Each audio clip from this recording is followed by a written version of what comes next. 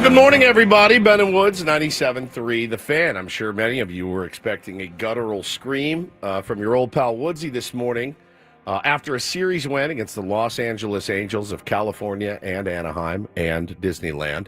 But I can't do it. I woke up with a tiny little tickle, and I don't want to inflame the beast. If you could, if I could go to the bullpen and get the tall, bespectacled right-hander. Yeah, I don't think I've got it either. All right. Morning, we may have to go he's back unaware. to the, Let's go up to the taller. I talked for right-hander. hours last night anchoring on Channel 10. So let's take it up. Back off the mic. Kind of put your head between your legs. Yeah. All right, that'll work. That's exactly what we needed. Bad at Thank all. you. I needed to hit the pen. I don't hit the pen very much. Go to the pen very much. I like to, start and finish. But I needed your help today. Yeah, I woke up with that weird, tickle, just a tiny little, it's one tiny, quarter centimeter of is that a sore throat coming? So I didn't want to irritate 85% chance it's nothing. Yeah. 15% chance you're going to get miserably sick. Yeah. So, or good luck with that. 4% chance I'd die. Yeah, exactly. Get a voice box or something soon, which would not be, I would quit. Just so you know, I'm not coming in here to talk like this. I'm not doing it. No offense, but I'm not doing it. Good morning, everybody. Here comes a guttural yell. I can't do it. It's fine. Anyway, did you guys see last night Jackson Merrill? What's wrong with his body language? It's not going to happen. So I'm Woodsy. That's Paul Reindl. No offense to anyone out there who does. I just said no offense. I don't never mean any offense. Sucks that you even have to say that. Yeah. These days, about everything you say. There's a great bit I just saw on It's a great bit I just saw on X. Can't do it on the air because we're going to offend somebody. So it's all bleeped out for us and everything. Played it for you guys. Would have killed. It would have slayed. Can't do it. Can't do it anymore. But anyway, I'm Woodsy. That's Paul Reindl. He's the executive producer of the program. Good morning, Paulie. Good morning. Hey, how are you? Doing great. We have got Ben Higgins, your friendly neighborhood sports anchor, joins us as well. Yeah, you put the old throat. You were the throat goat yesterday, many have said. Friendly neighborhood news anchor last night. Yeah. And tonight and tomorrow night. So I've got the long shifts. Today, the longest with, of course, the extra hour. We got the Padres roundtable coming up at 10 o'clock this morning. So you had about 9 hours of talking yesterday on this show, and then 4 o'clock, 5 o'clock, 6 o'clock, 7 o'clock, 11 o'clock news last night. Solo anchoring. Good God, solo. Yeah. No partner to throw it to. No. God, you better be on your knees thanking me every day that I exist. Lots of talking about Sean Diddy Combs and his trial. Well, your favorite topic. Gnarly. Every day, Ben comes in and updates us. Yes, God, should we talk about He's this? so fascinated. I'm not going to complain because I did not have the worst assignment yesterday covering the local news. That went to my colleague who sits at the desk next to me to my right in the Channel 10 newsroom, Max Goldwasser, who was sent to cover the 55-foot whale carcass that washed up on La Jolla Shores Beach. He said it smelled so bad. I believe he said it made a dumpster smell like an air freshener. Oh. It was horrific.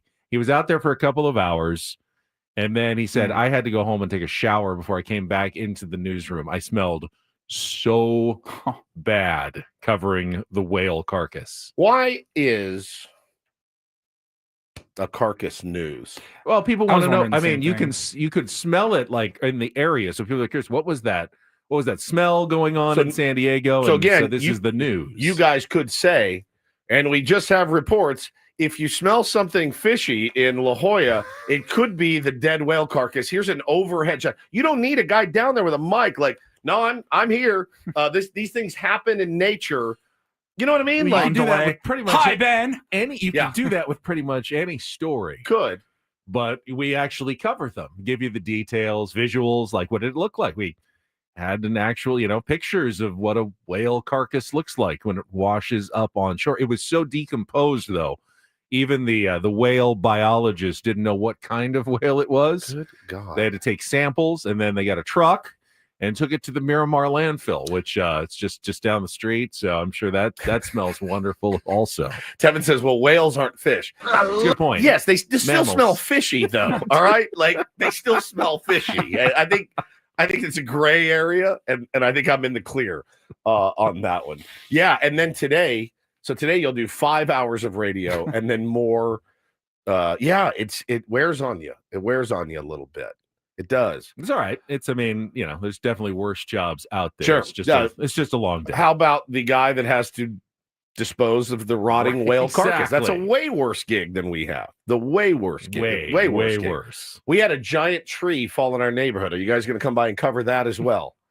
Possibly. Yeah. I mean, giant. Like a huge giant tree. That's actually good video. Good. It did it fall on a car or a house? It fell we have a little tiny little canyon by our house, and it just overnight, the night before last. Did it make a big noise? So Hannah and I were up.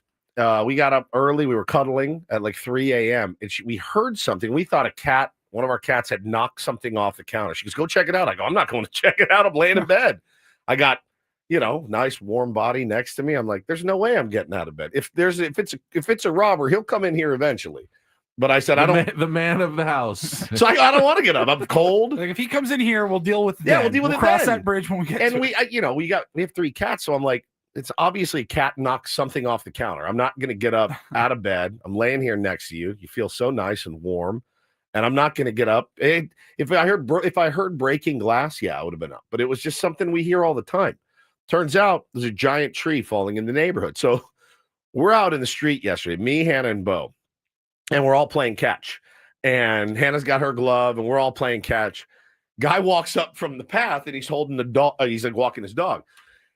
And we did not know this at the time. We didn't know that it had fallen. We had no idea. Guy walks up, and he goes, "That tree's pretty crazy, huh?" And we're like, "Tree?" I go, "Yeah." Like I didn't know what to say. No, I didn't see it. I had no idea. I go, "Yeah." You didn't know what was going on. I didn't know what he's talking about. Totally. I thought he was on mushrooms walking up to me like, "Oh man, that tree looks crazy." So I gave it like the look over at the trees that are around the neighborhood. I go, "Yeah." And he just kept walking. I go, "What is he talking about?" Then my neighbor comes in. He goes, "What's he?" My boy Ron. I'll give him a shout out. The greatest tier 1. He's the best. "Great show today, buddy." "Thank you, Ron. Did you guys see this tree?" And I go, "What?" So we walk down, and sure enough, Benny, it's probably like 100-foot tall tree. Just so we're over. Bo is losing his mind. He's looking at the roots and how it fell. And I'm walking up across it, like Stand By Me, walking across the train tracks in flip-flops. I almost died. And then I realized I got about halfway through, and Hannah is down below. I'm about 8 feet up, so it's pretty high. She goes, "Dummy, you're in flip-flops." She goes, "You're going to break your femur. Can't play baseball." I go, Stop talking. I'll turn around." She got me all spun out. So then I realized I have to turn around on this stump or this shaft, the shaft of the tree. So I had to turn around on it very carefully and then walk back. It was not my smartest move, but I was, trying to impress my kids. It happens. But so, yeah. Were they impressed? No. If you want to come out and bring your crew, would love to have you guys down by the tree. Send him down there. We can talk about it, whatever. Man on the scene. That is a crap assignment, though, to be down covering a stinky whale. Washed up on the sea. How was everybody else's day yesterday? Mine was low key. I did dodge a pretty embarrassing bullet, I would say. Really? Yeah. We can talk about it or not. Either one. Well, let's. Do we have Kelly's traffic ready to go? We can check traffic. Not yet. We don't have Kelly's traffic. So well, go ahead and just tell us about the bullet you dodged. Let me tell me about your days. Well, I hung out with you. Paulie and I went after the show. Paulie and I went and hit. We went to hit with our buddy Nick. Yeah, and also Nick changed my guitar string. So thank you for that. I was on the air for 9 hours. There was no day other than talking. You about had time sports between. I went home, Peloton, showered, and went right back to Channel 10. Costco?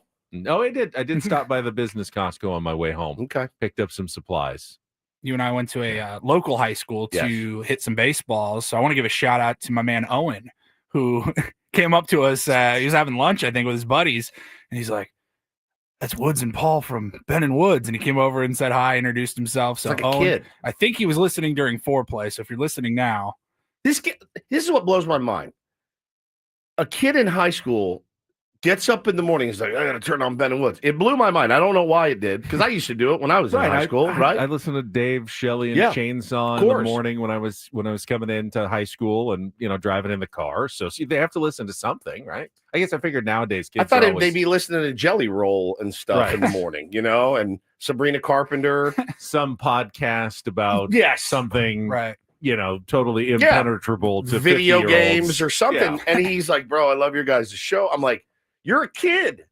You shouldn't be listening to this. But thank you. Hey, I listen to you guys every morning. So cool. Like, so nice. cool. Nice to meet him. And then I got home and I got a DM from a guy that was like, dude, I heard you guys talking about hitting at a high school today. And I look out the window and you guys are walking by my office. I'm like, he's like, I'm a huge Tier fan. My kids go here. They're huge Tier 1s. I'm like, man, you guys have made my day. Thank you so much for that. Thank you to all who listen, even hate listen. I really appreciate you guys the most because you're our most loyal listeners. And without you guys, I'd feel a lot safer, but we'd have worse ratings. We really would. So we went and hit. Baseball Nick did change my guitar string for me. Finally, I got my big baby back and played it last night. Felt so good. Somebody asked in the chat, how was dinner last night? Did you have any drama? The answer is unequivocally yes. I got so mad that I ordered my own dinner from my own restaurant because no one could agree. And so I just ordered something for myself. I'm over it. I'm over it. And they ordered something separate. And I said, I'm done. This is it. This is it.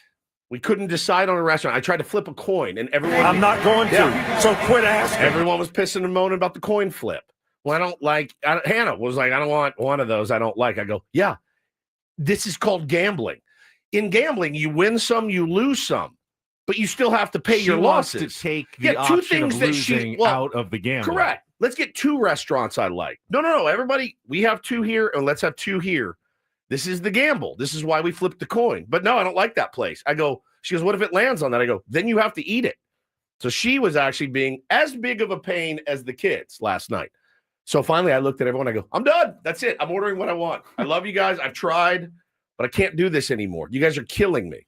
May I make a suggestion for tonight? Yes. Take home one of the round table pizzas from work and just say, here's dinner. I'm glad you asked. I'm glad you mentioned that.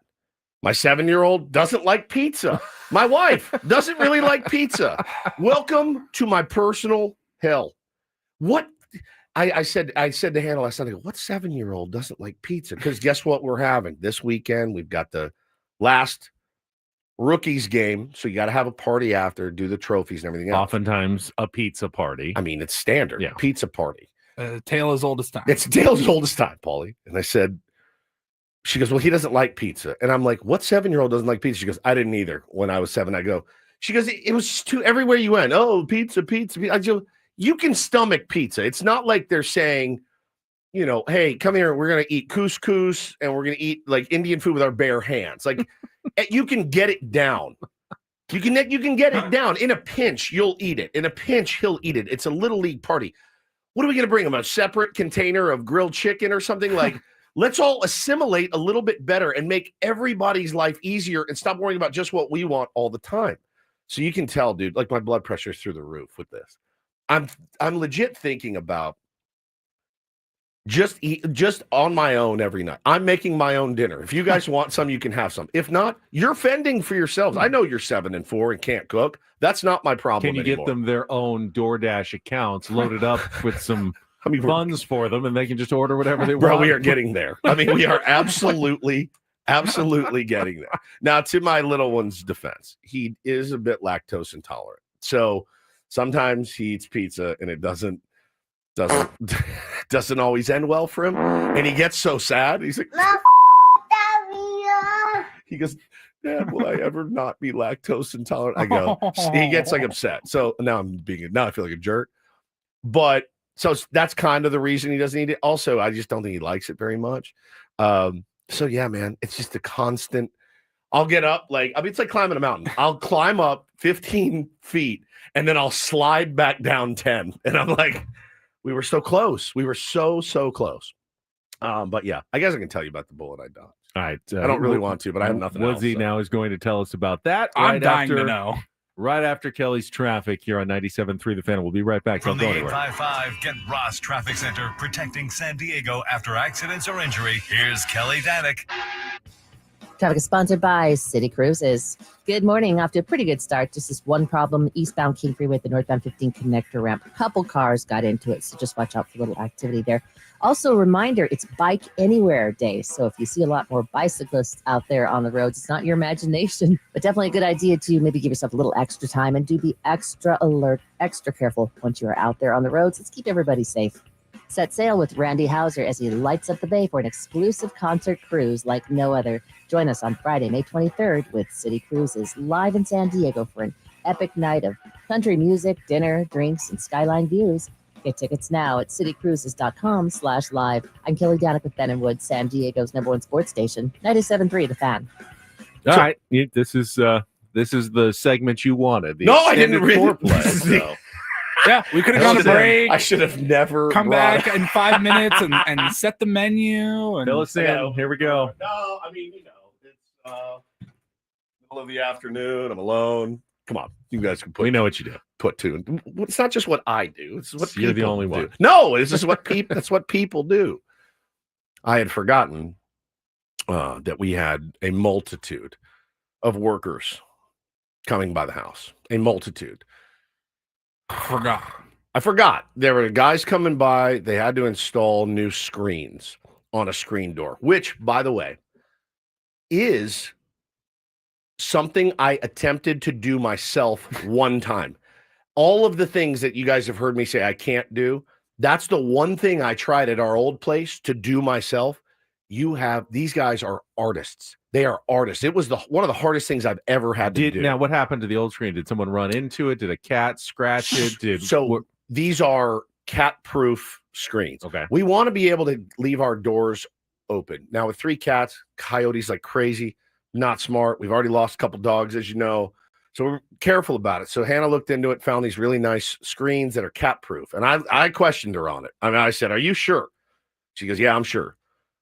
So then we had somebody come in to look at our drains they're going to get the drains cleaned out. You got to clean the pipes. It's exactly what I was thinking about at the time. Oh, sorry. So, it's middle of Stroganoff. So it's middle of the day. Self-love is important. You always want to do what Mike Schilt says. I'll tell him about it tomorrow. See, I really took your advice to heart, Schilty. I really did. I really did take it to heart. And I want to go fast, but I want to go slow, and I want to go deep. all of a sudden, I hear some commotion off to my right, which is where the bedroom screen door is, and I hear somebody open the screen. oh my God. And I'm like, I'm like, what? Now there's a guy in the neighborhood. He does the lawns and stuff. So I'm like, is he back here? Is he trying to get in? Because I had forgotten the screen guys were coming.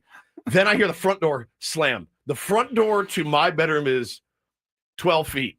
So I had 12 feet. There's a guy attacking me from this side, and then my wife's walking in from this side. I'm in a triangular fashion. I got 2 people coming at me from both sides. And I had to, hey, how's it going? Everybody good? What are we doing? What's happening? What's all that noise? What? Oh, I was sleeping. I just woke up. When my wife walked in my room, I was sitting side saddle on my bed looking at my phone. like back to the door. God. Yeah. I mean, what are you going to do? So, I touched myself. All right. So I dodged a pretty big bullet there yesterday. And she did not know. She didn't know that was happening. She just found out. She just found out for the first time. And but now I kind of knew what it was like to be like boxed in. One here. And I really was like, I'm going to have to fend for myself here. I got to get out of this thing.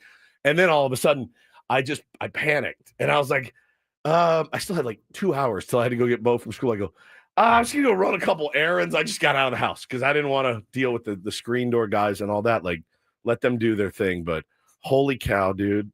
It was nerve-wracking. Somehow, I don't know how Paulie can make every drop from everybody. Yeah. Me, Mike Schill, just as weird as possible. Yeah, absolutely. Eric in the chat says, I agree. I replaced my own screens once. I never will again.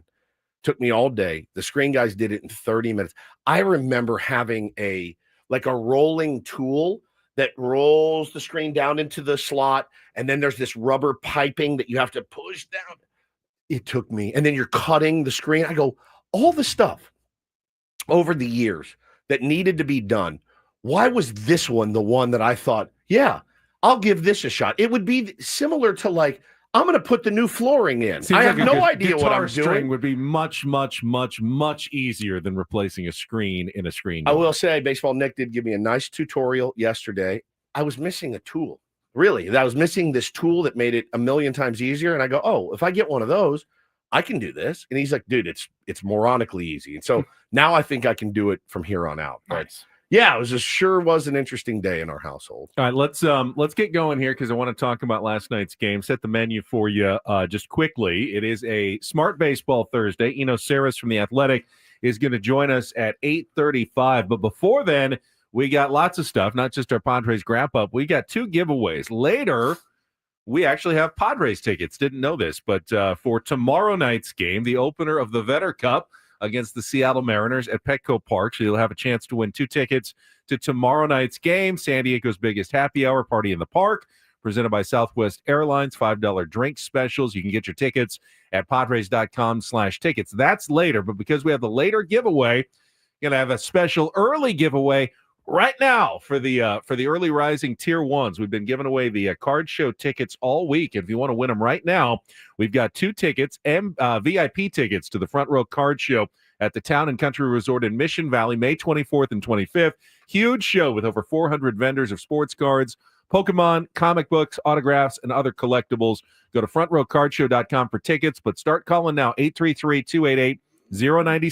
Paulie's going to take the 5th caller, and we'll give away some early passes to the Front Row Card Show, and then get into our highlights with Jesse and Tony from last night's game as the Padres win the series. SDFC also played last night, another solid win for San Diego FC and our soccer team, and then all of our usual features like Don't Do This, a Throwback Thursday clip that Paulie's pulled, a couple of them actually, from the Ben and Woods archives.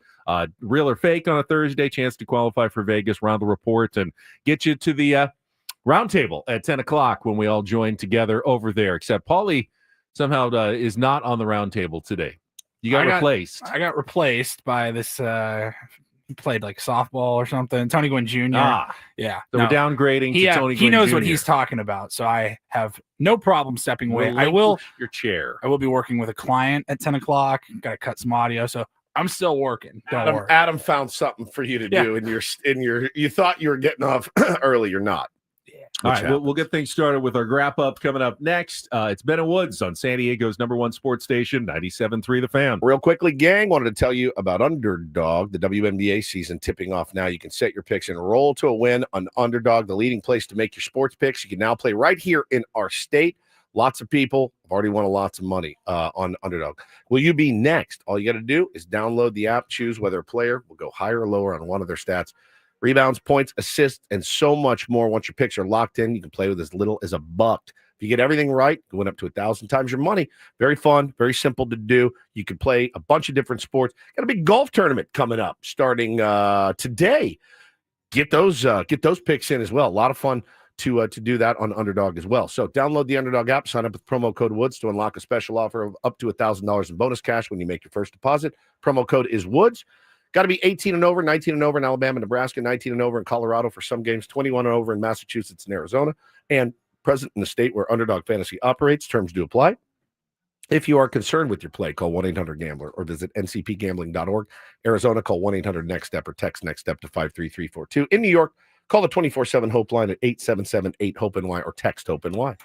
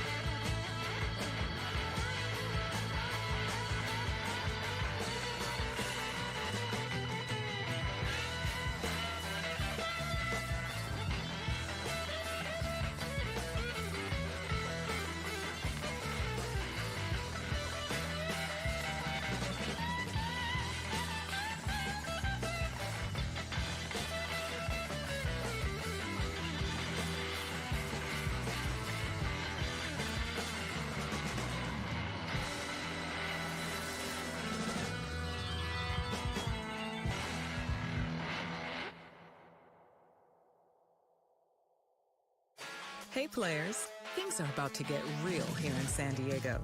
Introducing the all-new Jamul Casino Resort. With a 200-room hotel tower, exciting new eats and drinks, plenty of new places to play, and a luxe spa and salon. Hello, rooftop pool and deck. It's where players can play their hearts out and enjoy all the perks that come with it. It gets real this summer at the all-new Jamul Casino Resort, the players' place.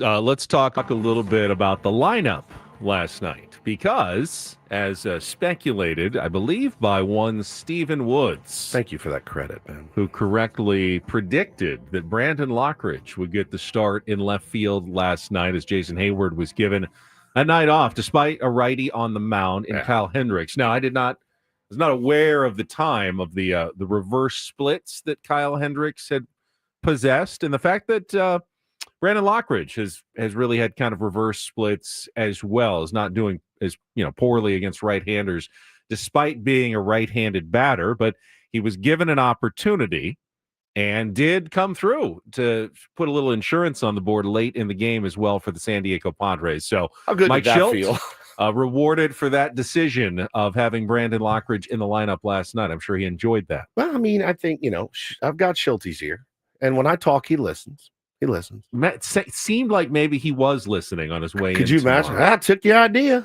It worked this time.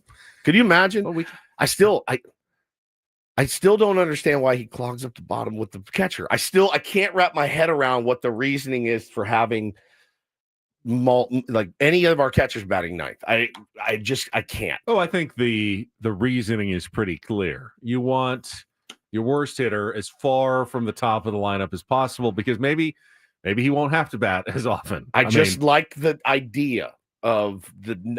It just sometimes it just feels like it clogs up a little bit. I know what you're saying. You know what I mean? But at the same time, if you go in the first inning, you got number 6 batter, number 7 batter. It's like, yeah, just keep them as far away from the top of that order as possible. But remember when sometimes the pitcher would bat in the 8 hole and they would have when the pitchers would do that. I never loved that. It didn't make sense because pitchers can't hit, but I guess Maldi is essentially didn't Tony La Russa do that occasionally? He did. It's a Mike Schilt, protege of Tony La Russa. Yeah, but there's no pitchers hitting. Good point by David here. He says, fortunately, Maldonado doesn't reach base often enough to clog the bases. That's it's kind of a glass half full way to look at it. He got the bunt down he needed to get down this week. He did 100%. You have earned yourself another week. And again, they talked about it on the broadcast last night. You saw him take charge last night when was it Jacob that got the mound visit from Maldi and Maldi came. Yeah.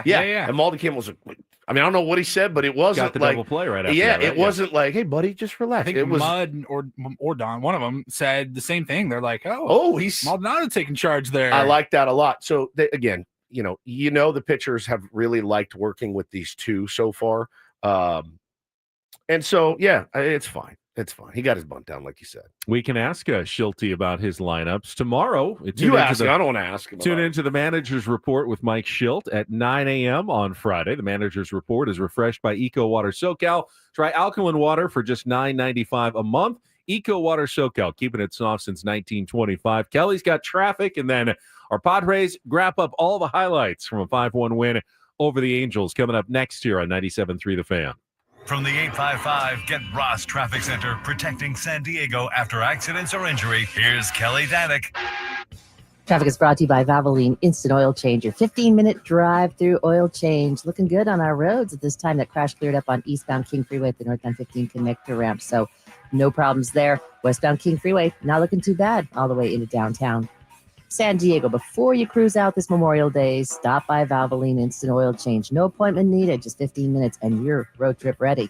Valvoline Instant Oil Change, experts you can trust. Visit SoCalOilChange.com for coupons.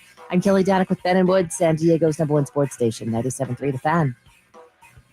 I love winning, man. I love winning. You hear what I'm saying? It's like better than losing. Miss any of the Padres win yesterday? Ben and Woods didn't. Yeah, absolutely. We've got you covered with all of the highlights. Oh, yes. It's the Padres wrap-up. Brought to you by Hamul Casino Resort. Things are about to get real with the all-new Hamul Casino Resort. With gorgeous rooms and exciting new eats and drinks. It gets real this summer at Hamul Casino Resort, the player's place. I want to go fast, but I want to go slow, and I want to go deep. 3-2, Bogart swings, hits it in the air, deep to left field. This one way back, gonna go! 3-run homer, Xander Bogaerts. And the Padres take a 3-0 lead here in the bottom of the first. 2-1 after the mound visit. Jacob delivers. Lugo swings, hits it on one. Weird hop to Cronenworth. He will tag the runner Adele for the first in time and a double play. And had some funky English on it, but Cronenworth makes the play to end the inning. Cronenworth at first, Bogaerts at second, Machado at third. Here's the 0-1 pitch, swung on, lined, and over the head of Neto in a left center base hit. Machado scores, Bogaerts on his way. Brandon Lockridge, a 2-run single. Bases empty, 2 down, 2-2 to Taylor Ward. Suarez ready, here's the pitch. It is on the outside corner, strike 3 called. Robert Suarez bounces back with a 1-2-3 ninth inning. And the Padres take this series from the Angels with a very satisfying 5-1 win here tonight. Yeah, he's been really good. Him and Maldi are working really well together. Controlling counts, moving the ball around. He's pitching. He's changing speeds. The cutter's been good. Got it working a little bit later today. Really effective for him, getting up barrels, and controlling counts, getting lead outs. He's pitching really well. Mike Schilt talking about Randy Vasquez, who picks up the win, 3rd straight solid outing by the Padres' number 5 starter, or number 4 starter, or number 6 starter. If Darvish comes back, and it looks like he's getting closer. Randy Vasquez, to me, remains a mystery. If you look at his underlying metrics, and I see the analytical Padres fans pointing it out, They're not very good. His expected ERA. What is his expected ERA? I don't know what it specifically is, but it's much higher than his actual ERA.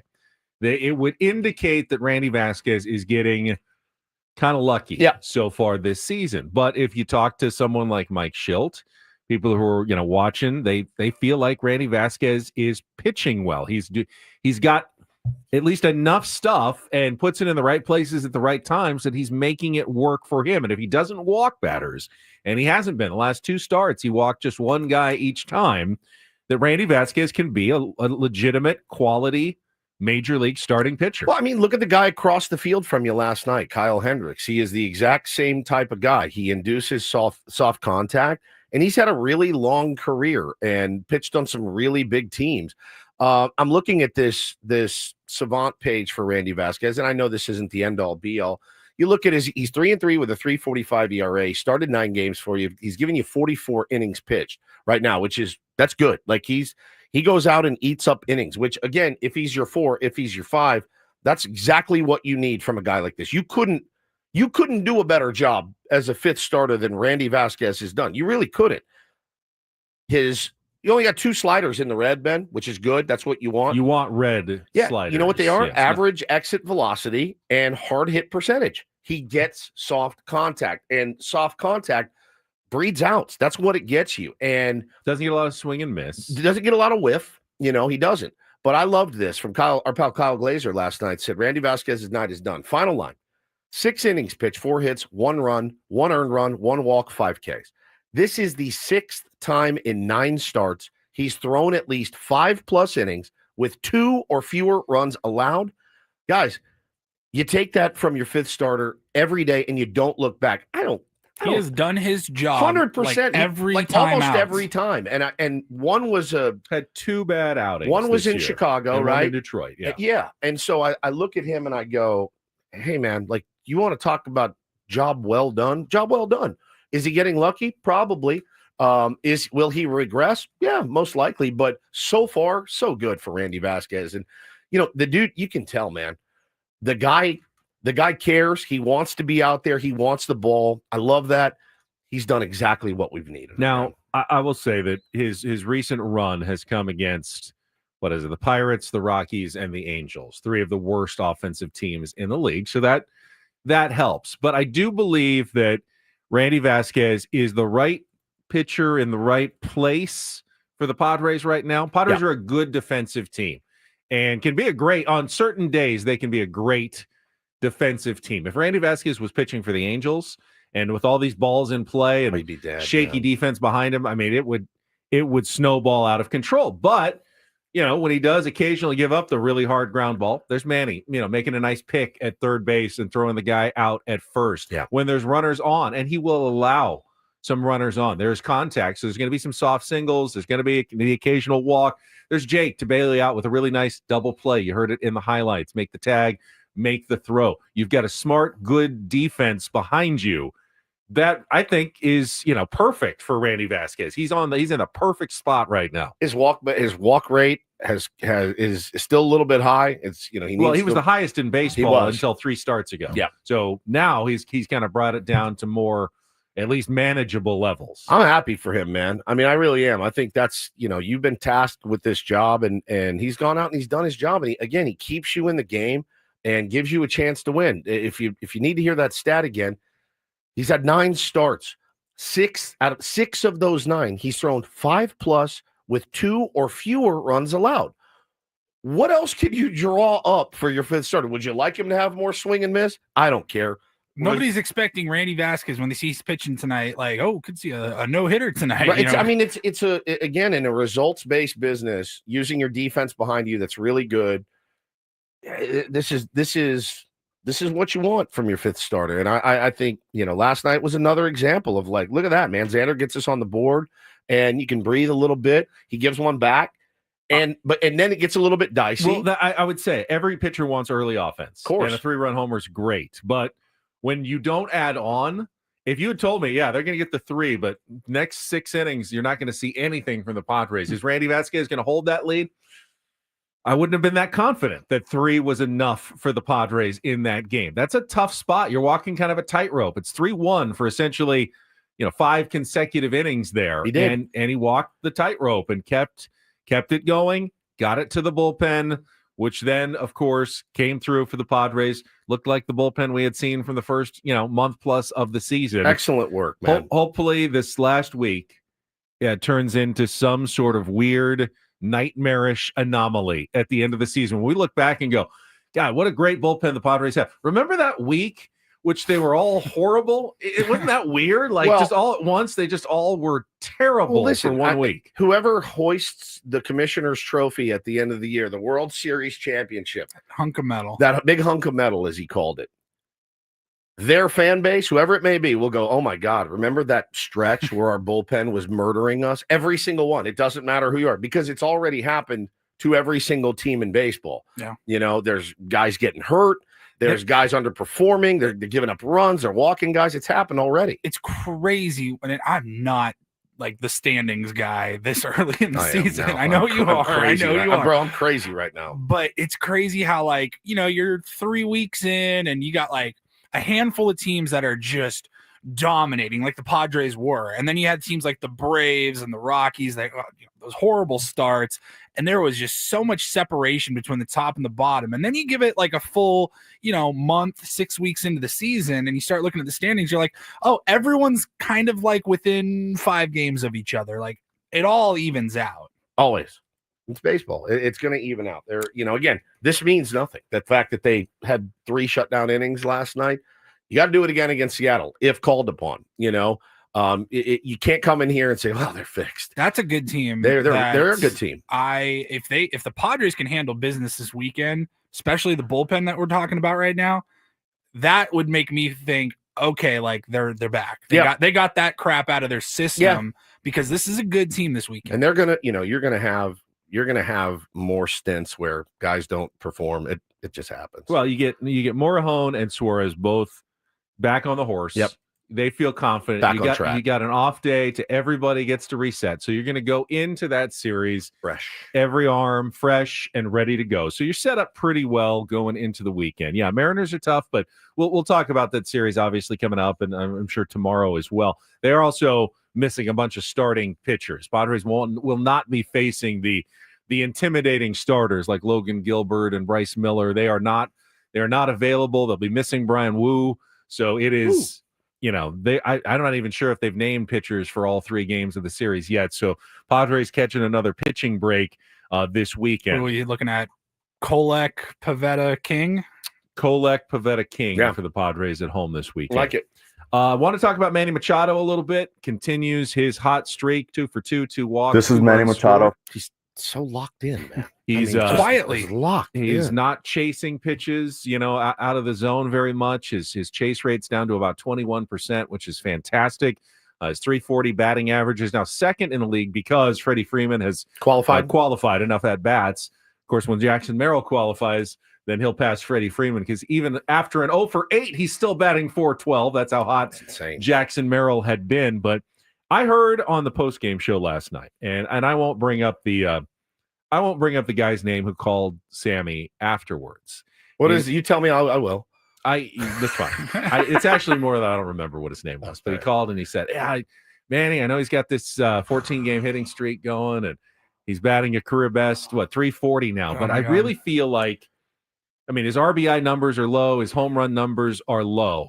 Is he not coming through in the clutch, Sammy?" What's his batting average with runners in scoring position? And Sammy pauses and he goes, "You know what? It's a good question. What would you guess Manny's average with runners in scoring position?" And he goes, "Well, he's got less RBIs than Gavin Sheets and, way more at bats. Maybe 250, 260 or something." And Sammy, drum roll, please. Manny's hitting 395 with runners in scoring position. He's not clutch. He's incredibly clutch, as well as having his best essentially offensive start to his career here with the San Diego Padres. The only thing he's not getting is home runs. That's it. RBI, you can't control. If you're hitting with runners in scoring position and not getting RBI, it's because you're just not getting a lot of opportunities from the guys in front of you. Yeah, at one point, Show had 11 home runs and 14 RBI because the bottom of the order wasn't getting on for him. There's only, Manny doesn't have those 11 home runs, but what he does have is a 1,000 OBP last night. He's on base 4 times. He makes a lot of money to drive those guys in. They need to be there in that spot. Well, and sometimes they're not there because, Fernando hit a home run. Right. He's not – Fernando, 11 home runs? Yeah. Well, he's not on base. Right. 11 of those times that Fernando has gotten, quote-unquote, on base, he's not actually there for Manny to drive in. When Arise gets on base in front of him, he's usually at first because Correct. He's singles. He, very few extra base hits, so you don't get an opportunity to drive Arise in from first base unless you hit a home run, which, of course, Manny just doesn't have a lot of this year. I can't imagine calling a radio station when my third baseman is hitting 480 in the last 14 games, 24 for 50. 480 it's robust. It's robust. It's misguided, I think. I'm the wrong guy to ask. I mean, it's like yesterday. Does that need to be said when a guy's hitting almost 500 over his last 14 games? That's insane to me. He's a stud. Yeah. You saw him last night, kind of rolled his ankle. Ooh, yeah. Hey, Manny, A little worrisome. do you want to come out? No. He's played in every game. Every game. How many games do we had? 41, 42? 42. Played in every one of them. It's crazy. Manny posts. All right, and then the one run for the Los Angeles Angels last night. A home run by future Padre Taylor Ward. And I laugh, but it's definitely something that, you got some speculation. Plays left field. Padres may need a left fielder. Now, he's only hitting 186. Fits right in. But Left he fielder. does have 10 home runs. Is Taylor Ward, in your opinion, Woods, potentially the right fit? I mean, OPS 637. That's bad.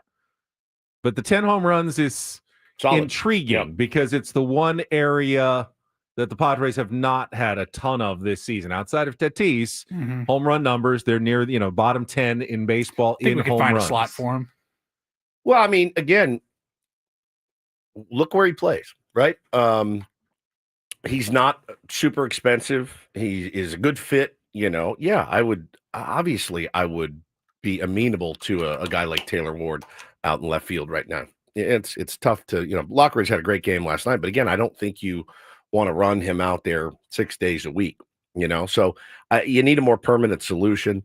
I'm not giving up a ton for Taylor Ward either. And the Angels will probably ask. He probably feels too. Mike Trout being out, he's probably like, I got to do more. Yeah. In this lineup, he doesn't. He really doesn't have to do more. Go out and be you and contribute in the 7 hole, and let's have a ball. He'd be a great fit. No, and Dub J says, why are we downplaying Lockridge's capabilities?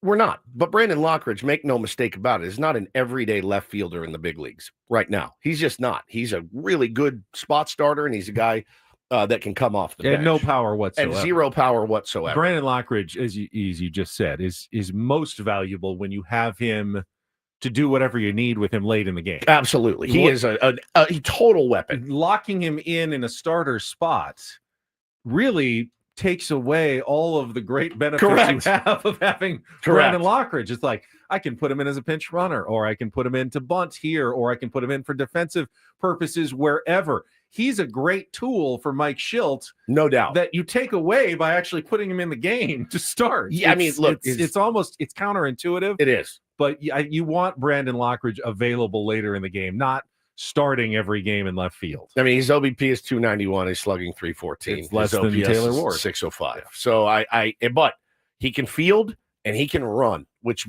makes him a perfect guy off the bench, defensive replacement late in the game. A big clutch knock last night. Don't take one thing away from Brandon Lockridge. He got his opportunity. He took it and gave the Padres some much needed insurance.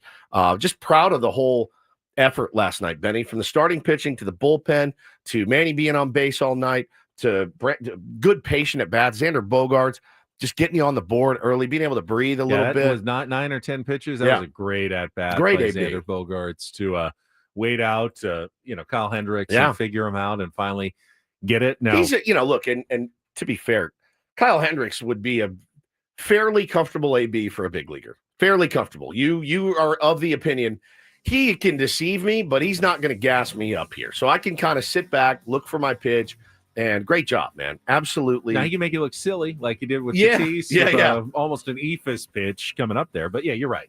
You're not going to worry. No, about you're not the scared to death speed up there, beating you. right? That Fermin guy, now that's a different story.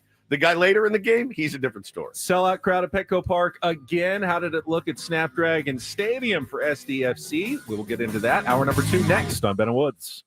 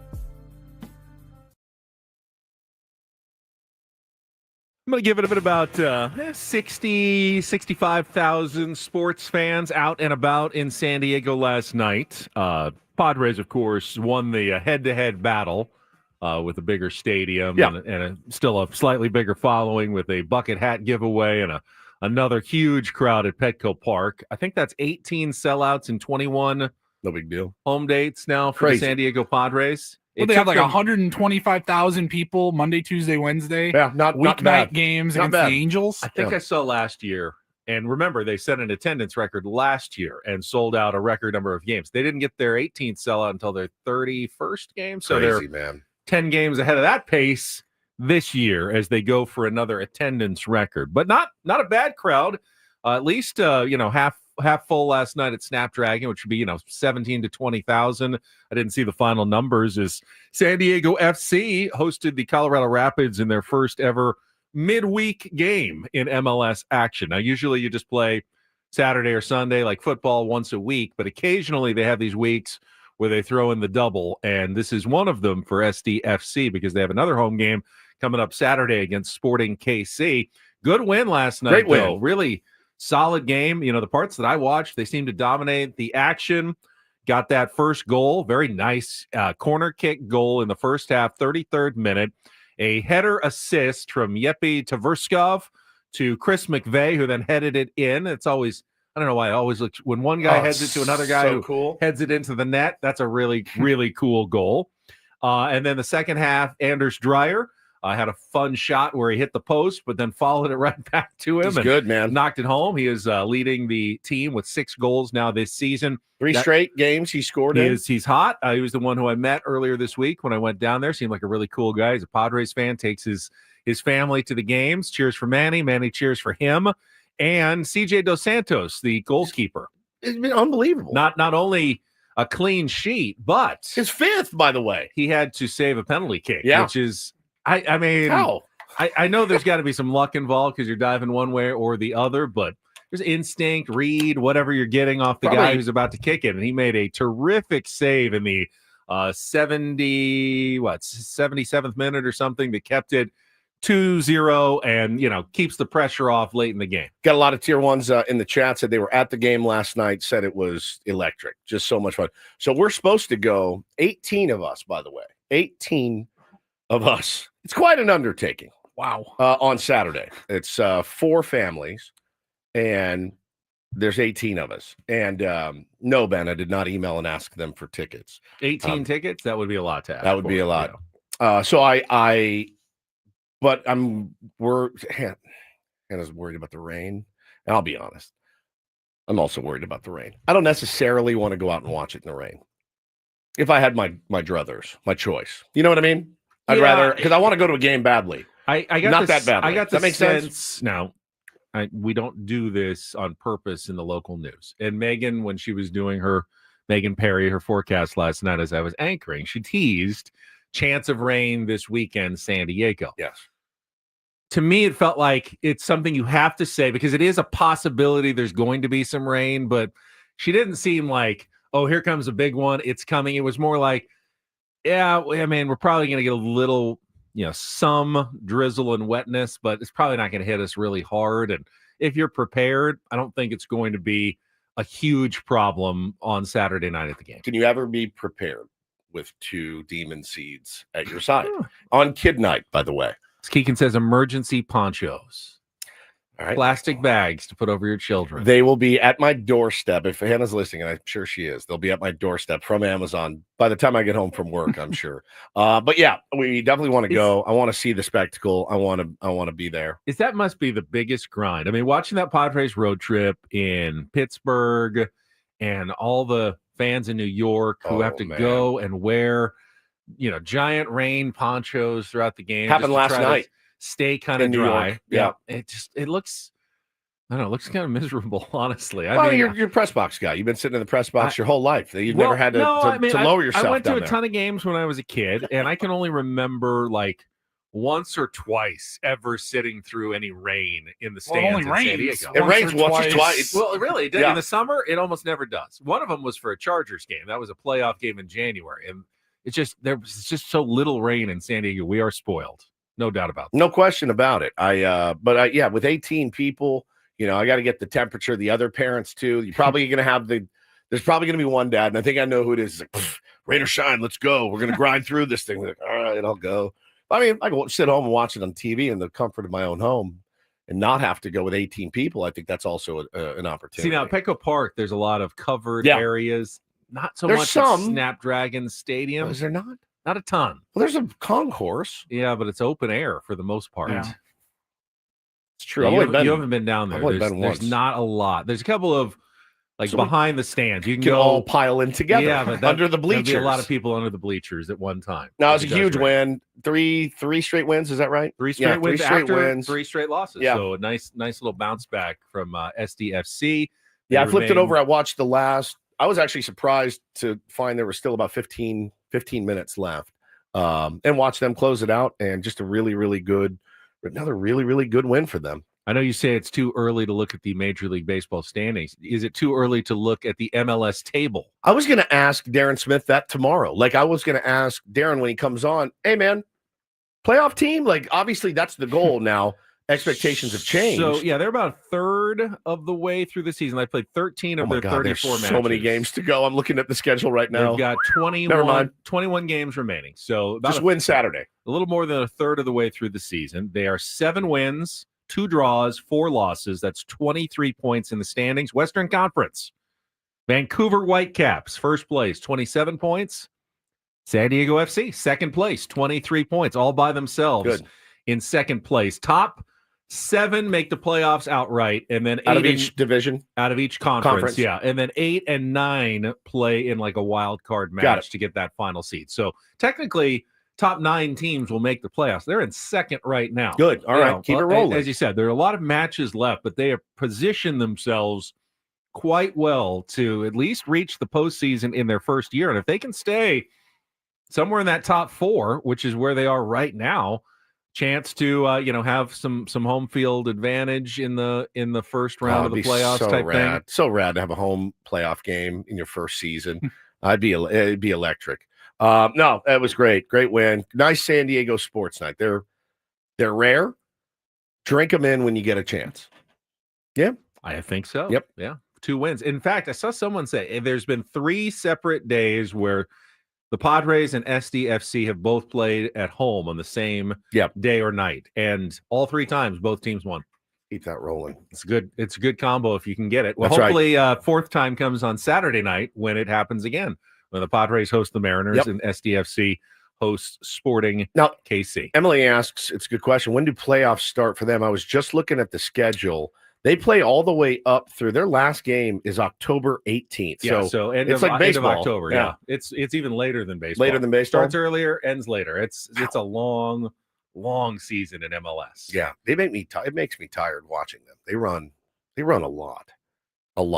10 miles per match for the players who kind of run the most. And I don't know if that's the defenders or the midfielders who are going back and forth the most, but 10 miles. It's a lot of running. If you're out there for the whole 90 plus minutes, they pull some guys off with substitutions. Crazy. But, it's an endurance sport. How often do they play these like midweeks? This feels like playing Monday night football and then playing again on Thursday night. As they go through the season, there's probably 4 or 5 of them during the year with MLS games, but there's also those other tournaments that you play, and those are almost always midweek games. So it's when like you June or play July, a Leagues Cup match, and you get more of them during the summer. So they got to get used to this. It's it'll get to the point where more often than not they're actually playing a midweek match at some point, and then you got to And when I talked to Mikey Varis, the coach, he said, I'm not really thinking about holding back players for future matches. I'm going to put the best 9 out or the best 11 out there that gives me the best chance to win. And then after the game, we'll reevaluate. And if someone needs a breather, or we see, we feel like we need to give a guy a day off or not start him in the next game, we'll do that. But for now, just going to keep trying to win games. And I think, Anders Dreyer is as fit as it gets.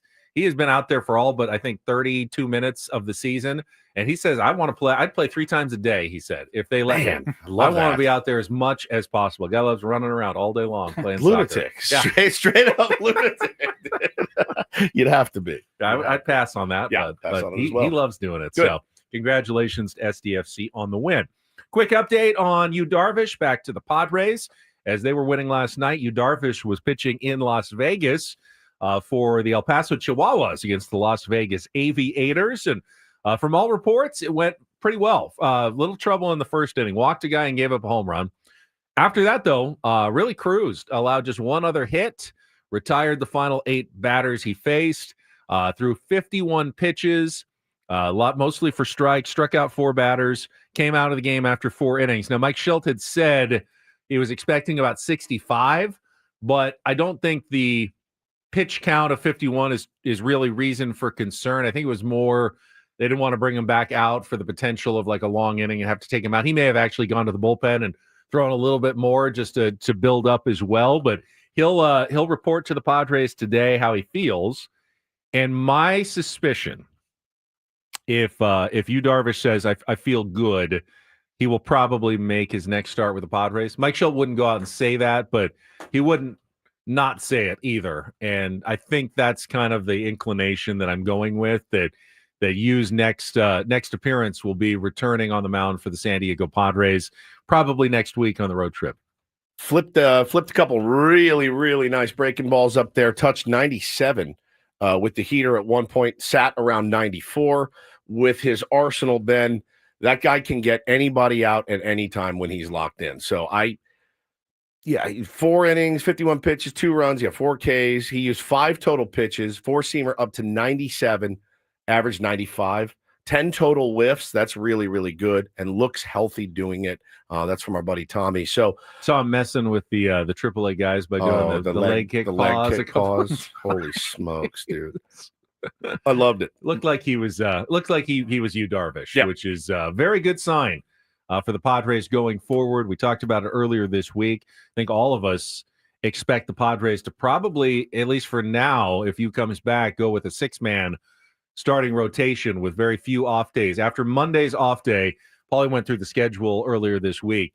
9 in a row, day off, like 9 in a row, day off, 13 in a row after 9 day off, 13 day off, 13 day off. So that's that gets us to like July. 35 games in 37 days. Yeah, a 6-man rotation sounds really, really nice for the Padres over the next month plus if they can get Yu back and they can keep the other guys healthy, and Stephen Kolek and Randy Vasquez, keep putting together decent performances and outings. I don't think there's any reason to take either of those guys out of the starting rotation at this point. So just add Yu to the mix and let them eat for the next month or so. Yeah, 6-man rotation. Fine by me, man. A lot of teams are doing it. I think it beats the alternative of doing a bullpen day every 4 days. I mean, which is what LA's going through right now. Still winning ball games, though, figuring out a way to win every single night. This dogfight has been pretty nuts between the Padres and Dodgers. And, of course, Diamondbacks and Giants still hanging around in the West. We can I just looked again. So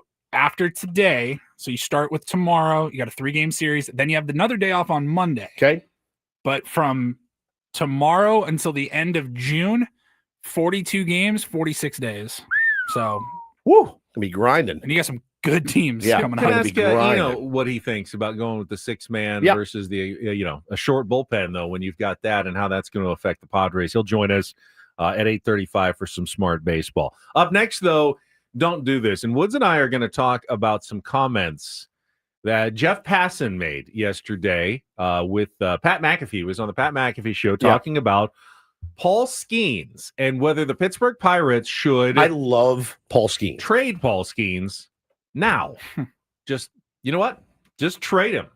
And it sounds insane. Like, why would you trade Paul Skenes? He's a rookie. He's cheap. I mean, this is the exact kind of player you need if you're the Pittsburgh Pirates. Why would you do that if you're in Pittsburgh? But there is an argument. There's also a don't do this element to it. And we will get to all of that. I do this too that I just found. That's awesome.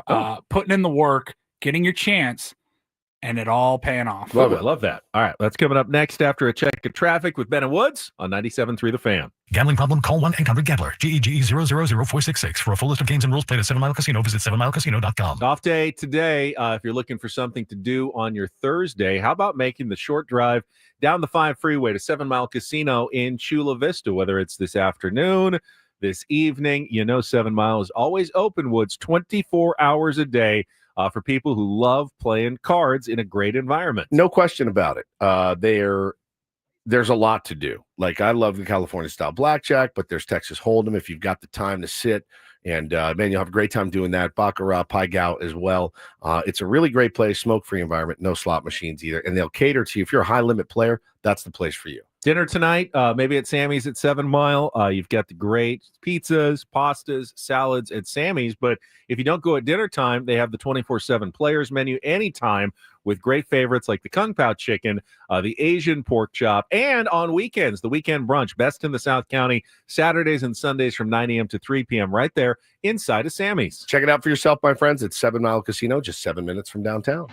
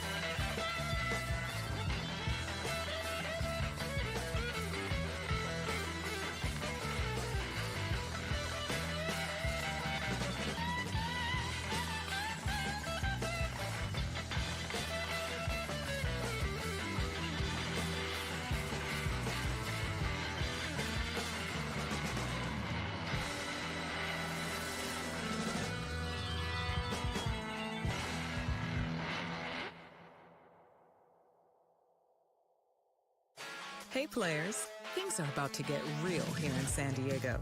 Introducing the all-new Hamul Casino Resort. With a 200-room hotel tower, exciting new eats and drinks, plenty of new places to play, and a luxe spa and salon. Hello, rooftop pool and deck. It's where players can play their hearts out and enjoy all the perks that come with it. It gets real this summer at the all-new Hamul Casino Resort, the players' place.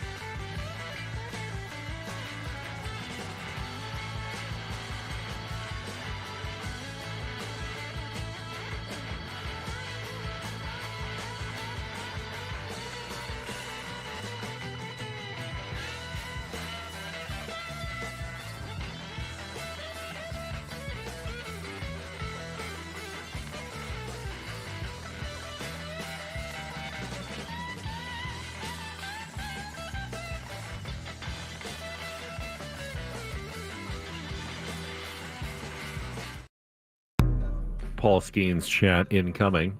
Don't do this. Brought to you by Trust and Will. Don't. Yes, leave your entire estate, house, kids, and life savings up to chance if and when you die. Do. Set up a Trust or Will online at trustandwill.com. This is a lot more affordable than you think. Visit trustandwill.com for more info. First, though, Woods. I was out with the family yesterday on a little neighborhood walk, and I saw my beloved postman, Doug. And Doug wears his Chargers hat every day. Don't hold it against him. The greatest guy you'll ever meet. Doug, hey, what's up, buddy?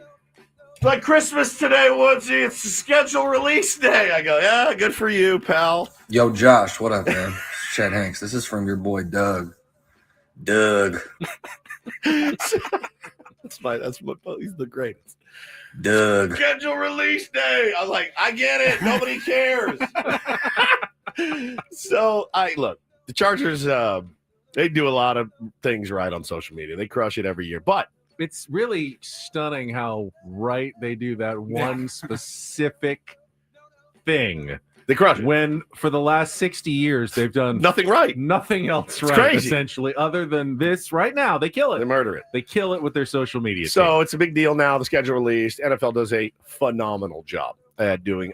Most teams really knocked it out of the park yesterday. Creative. They've all put pressure on each other. Oh yeah, bro. It's competition is robust. The Chargers, for if you sure. didn't see, they did a giant Minecraft. I mean, hundreds of hours putting in this Minecraft world, essentially, to go through all their opponents for the season. Not a Minecraft person, but the people who were like raving. Yeah, like, well, this is clever and unbelievably done. The Indianapolis Colts had the same idea. They did some Minecraft action as well. But in their week one, they're playing the Miami Dolphins. And in it, they had a dolphin diving out of the water. It had a 10 jersey on, and it said Hill above it. Tyreek Hill as the dolphin. Of course.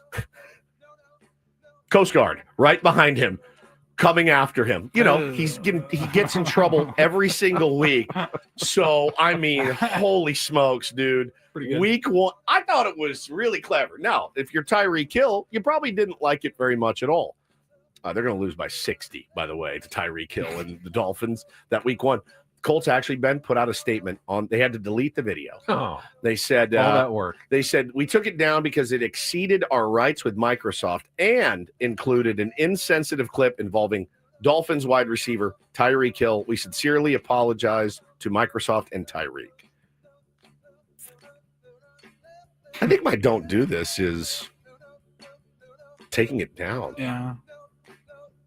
I don't know. Did they not get permission? I don't feel like the Chargers had that same problem. No, I don't know what that Microsoft line means. Well, Microsoft is Minecraft. I think they own it or something like that. Oh, okay, yeah, that makes sense. All right, let's go on to some baseball. And Jeff Passan, who appeared on the ESPN property, the Pat McAfee show yesterday, where the topic of Paul Skenes was broached. And Jeff, I love Paul Skenes. A lot of people like shaking their heads when he brought up this idea that the Pirates maybe, should just trade Paul Skenes. The Pirates, including 2025, have 5 years of club control before he reaches free agency. If they believe that they have absolutely no chance of signing him, then they should trade him. And you can make the argument that they should trade him now. I'm not going to, because I think the Pirates, with some of the players that they have coming up. Pause. It's an old sneaky media members trick. And Jeff Passan, both used it many times. Thousands. I'm not saying that blank, blank, blank. Some fans Some are people saying. are saying, I wouldn't do it. Other people But other people say it's a sneaky ass trick by a guy that I love and respect very much in Jeff Passan. He has called me to the carpet before, and I think it's my turn to call him to the carpet a little bit. When you have a national media pundit like Jeff Passan on the Pat McAfee show, massive viewership, saying, hey, look, I mean, I wouldn't do it personally, but I can see why people want it done.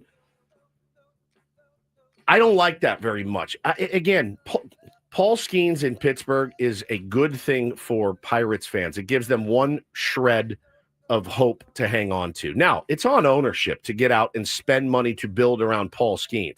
If they don't do it, that's on them entirely. But who does Jeff want him to go to? You know where he wants him to go. Right? One of 3 teams. One of 3 teams. He wants him to go to the Yankees, the Mets, or the Dodgers. Cubs. Probably not. Probably Yankees, not. Yankees, Mets, Dodgers. You see, the Dodgers have 79 pitchers injured. Can you imagine? And by the way, you know what else? They've got phenomenal prospects now, but those prospects, Zaire Hope, guys like that, Dalton Rushing, who just got called up, they're just prospects. Paul Skenes is a bona fide ace. I can see Skenes as a Yankee, though. I can too. I can see him as a Yankee. I don't disagree with Jeff Passan even a little bit. Well, logically, he's right. Yes, logically, but if you're not going to invest in your team around him, and the Pirates aren't, you're simply going to waste 5 years of Paul Skenes, and every second he's on the Pirates, he gets less valuable in trade, and he could hurt himself. I mean, you can get the biggest haul of all time. Why have a franchise if you're going to have a franchise player and you have him for 1 year and then you go trade him? Trading Paul Skenes is not bad for baseball. In fact, it's probably good for baseball if he goes to the bigger market. Unfortunately, the Pirates are what's bad for baseball. The Pittsburgh Pirates are bad for baseball, honestly, as currently operating. If they're not going to spend money, their only chance of winning would be trading Paul Skenes and getting 5 guys who all come up in the big leagues at the same time. So let's turn them into a winner. But that's not going to happen. But again, if they trade him for 5 guys, if they trade him for Zaire Hope and Dalton Rushing and Ben Kasparius and 4 Dodgers prospects, those guys come up, they play a year, they don't compete, time to trade them too with 5 more years of control. When does the cycle end? And to have a national pundit on there going, I know he's only been there a year, better get rid of him if you're not going to. When you decide to fork over some money and get some actual talented veterans. But it's only been a year. They're under no rush to trade Paul Skenes. Now, they need to be I don't know that they are. They probably aren't, knowing them. They need to be working on a way to extend him, buy out some ARB years, and let him know, hey, man, we're going to try to build around you. I can't imagine having a would you trust them? If you were Paul Skenes, no, I probably wouldn't. Hey, Kurt says in the chat, same thing happened with Garrett Cole when he was with the Pirates. Yeah, We're talking about the exact same scenario. 20 years later. They didn't learn then. They haven't learned now. It's a bummer, man. I mean, yeah, KG, it's trading with 5 years of control is straight insanity. And again, don't fool yourselves into thinking there's not some ulterior motive with the national media. There always is. There is an ulterior motive. As much as they want to get, as much as Verducci and Heyman and Passan, as much as those guys get on shows and bitch about the Rockies and the Pirates. It's not even that ulterior. You know that the Paul Skenes story, as great of a player as he is, kind of starts dying when he doesn't play in any meaningful games. That's why it was so exciting when they said he's going to play for the Team USA in the WBC, because he's actually going to play in a meaningful game. And he might not. If he stays in Pittsburgh for the next 5 years and then becomes a free agent, that may be 5 years of meaningless games for Paul Skenes. He'll have some gems and hey, highlights. And Paul Skenes throws a no-hitter as the Pirates improve to 23 games under 500. Aren't you glad that the Padres held on to Tony Gwynn? Because they had some very, very lean years here with Tony Gwynn. Didn't do a ton of winning. Did Tony Gwynn make you want to go to the ballpark every day? He did. Did he make you want to be invested in the San Diego Padres, even though they were terrible and didn't have any good players around him for the most part? He did. Same thing. I mean, will Paul Skenes take the Pittsburgh discount that Tony Gwynn took in San Diego? I doubt it. The Pirates play in 2 World Series during Paul Skenes' career. And they did play in 2 World Series with Tony. Yeah, they did. But it bums me out, man. Again, national media, they do it to us here. They do it to us here all the time. Michael King, the whole offseason was like, how do we get Michael King and Dylan Cease and Luis Ariz to the Mets? That's all they talk about. It drives me nuts, man. And again, our ownership has stepped up. They've stepped up in a lot of different ways. It's time for the Pirates to do that, yes, but both things can be true. Having Jeff Passan on Pat McAfee saying, I am not saying they should do it, but I can understand why they would. No, there's no reason they should trade Paul Skenes. None. For prospects who are just prospects. And now you're going to Jeff Bassett, is he trusting the Pirates to develop said prospects then? Fair. That's You fair. know, it's just, it bums me out, man. It really does. All right, finally, Paulie got our do this today. DD mega doo-doo. Yeah, super cool moment in college baseball yesterday. Now, I didn't know a few parts of this story like even happened in college baseball, but so there is a kid named Andrew Dutton. He's a senior. I think he's like a super, maybe even a super duper senior. Yeah. And he plays for Auburn. Well, when I say he plays for Auburn, I mean he's on the roster. Now, he transferred to Auburn to play in their baseball program after 4 years at Birmingham Southern, who they chose to end their program. They won. They were in closed the College door. World Series. Yeah. Yeah, we talked about it, I think, last year. Birmingham Southern was in the College World Yeah. Series. Last year. Maybe was it the actual World Series Yeah, I or was think it so. the regionals or super region? I don't know. They went on a great run, though. I remember it was such a feel-good story, but then they shut that mother down. They did the old mighty 1090. They Yes. just pulled hey, college is closed. They stopped paying their No, rent. they were in Division 3. Division three? They were in the College World Series. In Division 3. Yeah, Okay. D3 World Series. So he transfers, gets on with this Auburn team, but does not play a single game. In fact, he was pretty much just the first base coach all year long. Until last night, Auburn is playing Jacksonville State. Auburn is up 18-0 in the bottom of the fifth inning. Good time to get other guys some work who maybe haven't gotten a whole. Jacksonville State, the Rockies of college baseball. Andrew Dutton steps up to the plate for his first AB. And he transferred in here. Of course, Samuel's been outstanding on the mound, but didn't get a chance to hit and hit a home run. Way back into the night. Fly, War Eagle, fly. Look at the Auburn dugout. His first at bat as an Auburn Tiger. Rips it well into the night in right That field. voice would bother me after And a that while. ball is in the witness protection program. Nobody's going to find it. My goodness, What's what a he- moment. you And gonna- Auburn is acting like it just won the World Series. Lizzie, you going to listen to the Auburn game tonight? No, absolutely not. No, I'm good. Absolutely. Here's the other That thing. line, though. That ball is in the witness protection program. Stupid, dude. So they let players coach first base in college. Did I know that? Did I not know this? I don't know if it's Kinda a like team in by Little team League? thing. I don't know if San Diego State or USD do that. They just can't. Sure. They don't have enough coaches to. No, it's hire Auburn. a first base No, coach. they have. It's Auburn. I It's think not. they would They're have like a enough top coaches. 10 team, I Yeah. think. It's Auburn. I know in Little League you always had to have a coach in the dugout with the players. So Yes, you didn't have a. got to have a dugout coach. Yeah. Get off the fence. Stop playing with your bats. God, So you can't send idiots. both of your coaches out if you only have two to coach both bases. Someone has to stay in the dugout with the team to make sure. Hey, you're up next. I'm pretty sure Auburn can afford a first base. I did not know they let. Maybe he's just like a burgeoning coach, and like, no, this guy knows baseball. Throw him out there and coach first base. I didn't know that. David says players are usually base coaches in NCAA. I had no earthly First idea. base. The Some of first the, base coach doesn't do that much. No offense, David Massey. I can't wait to. Well, you know what? We'll ask old Shilty. All right. Save that clip, and we'll play it for old Shilty tomorrow. And then Well, let's be honest. we'll ask old Shilty what David Macias Third does. base coach is the premier base coach spot for base coaches. Well, sound like Vinny in our chat. Who's our announcer? The general? General. Oh, And that ball is in the witness protection program. Nobody's going to find it. For great little rate can save our life. I got a feeling his partner is just. You can hear his eyes Go to roll. the general and save on time.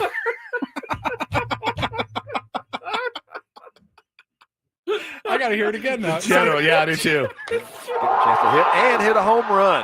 Way back into the night. Fly, War Eagle, fly. Look at the Auburn dugout. I can hear it. That's so good. The general.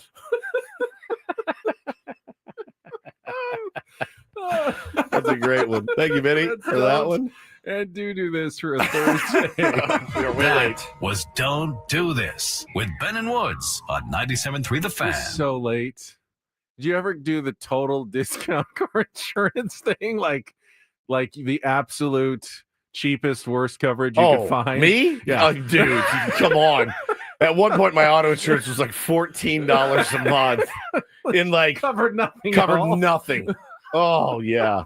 It's like, hey man, once you start paying your own way, you're like, man, I actually had it pretty good when I was a kid. I got to pay this myself. No rate you can get online. Go to the general and save some time. does sound What? Eel. That's the same That's the person. same guy. It might be the same All right. guy. Somebody do a little research and see if that's the same Who guy. does the general voice? Because he also might the call voice of Auburn. He calls Auburn Auburn games. baseball. I promise you. There's a connection. For a great low rate you can get online, go to the General and save some time. And that ball is in the witness That's protection identical. program. Nobody's going to find it. Identical. Oh, That's fantastic. man. Speaking of fantastic and laughing, Paulie's got some Throwback Thursday clips for us we can get to. We got to take a timeout. We're behind schedule. It's Ben and Woods on San Diego's #1 sports station, 97.3 The Fan. Oh, we're so behind schedule. I've even lost our place. Go ahead. I'm talking about sdfatloss.com. Hello, everybody. Yeah, it is. It was my privilege, actually, to tell you about sdfatloss.com because it helped me so much. I went For a through the great weight program. loss plan, you can save online. Call one. Go to sdfatloss.com. I lost 40 pounds in 60 days following the program a couple summers ago. I've kept that weight off now for 2 full years. And that really is the difference. It's the maintenance, it's the sustainability of their weight loss plan because it's based not on injections or bars or shakes, but real food that you eat every day from the grocery store. So when you are not on the plan anymore, it's much, much easier to keep the weight off. I am living proof. Right now, you can look at me, you can see me out on the streets and see, hey, no, he definitely lost the weight. He's kept that weight off. Find out how the program can work for you by going to sdfatloss.com. Schedule your free consultation and still take $200 off here during their spring special in the month of May. Many clients lose 20, 30 pounds or more in a month or two, up to a pound of fat per day lost with sdfatloss.com. That's sdfatloss.com. Results may vary.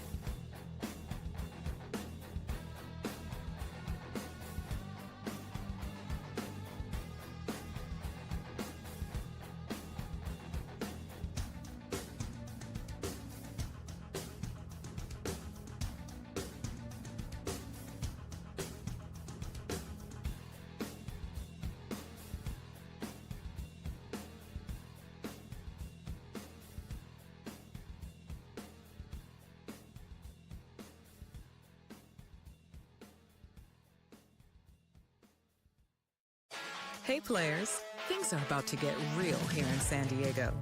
Introducing the all-new Hamul Casino Resort.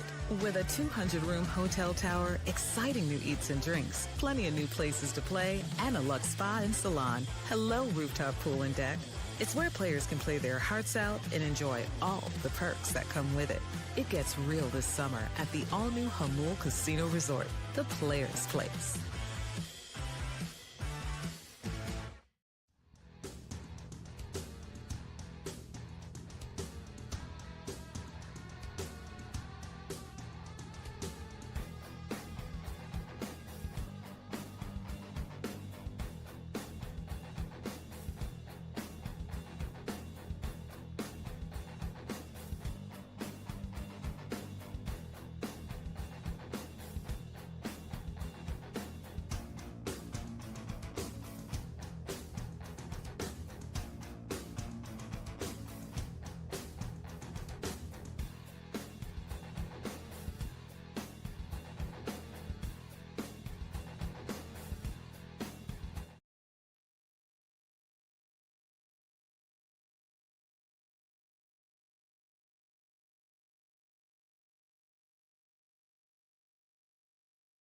Padres did not gain any ground or pass the Dodgers last night. Dodgers did pick up a 9-3 win over the Athletics in the second game of their series. They will play the final game today. They got a bunch of home runs. Shohei hit one. Hai-Sung Kim hit his first career home run, and Max Muncy all went deep in the 9-3 win for the Dodgers. And interesting game. Diamondbacks and Giants wrapped up their series yesterday. Diamondbacks hit a lot of home runs as well. Eugenio Suarez has 13 of them now. Ketel Marte 4 in one game. That helps. Yeah. Ketel Marte hit 2 in one game yesterday. Diamondbacks built like an 8-1 lead and then held on for an 8-7 win to take 2 out of 3 in the series. So Dodgers and Padres are right there, separated by a half game. I think it's another like 3 games back to the Giants and another 2 games back now to the Arizona Diamondbacks in the NL West. And the Rockies, I could not tell you how far back. They lost again 8-3 to the Texas Rangers, who won their 5th straight game. 7-36, the worst start of any team through 43 games in the modern era. It kind of still irks me that one of the 7 it was us. I know. Against the San Diego Padres. No doubt. Again, you probably weren't going to win all. What are you, 13 games? 5-1 against them this year? Yeah, you're 5-1. Much better than last year so far. Yeah, it's just kind of irks. They've only won 7, but one of them was against the San Diego Padres this season. Elsewhere in the National League, Phillies and Cardinals played a doubleheader. In the first game, the Phillies won, snapping the Cardinals' 9-game winning streak. Jesus Luzardo pitched 7 innings and allowed just 1 earned run, but Cardinals started a new winning streak in Game 2, beating the Phillies 14-7. Look at old friend alert. Ryan Weathers pitches 5 innings, 2 hits, 1 earned run. The Miami Marlins avoid a sweep by beating the Cubs yesterday, 3-1. And, I mean, like we said, sometimes the best teams lose to the worst teams. The New York Mets, who have been as good and hot as anyone in the National League, got shut out by 5 Pittsburgh Pirates pitchers. None of them named Paul Skenes. 6-hit shutout as the Pirates beat the Mets 4-0 yesterday. And the Nationals beat the Braves 5-4. James Wood, another old friend alert, had the go-ahead RBI double in the 8th inning to lift the Nationals to the win. The Braves had finally climbed back to 500. Now they're back a game below 500, but have been playing mostly better baseball as of late. I mean, don't look now, but the Central Division in the AL is like one of the most exciting divisions in baseball. It's pretty nuts.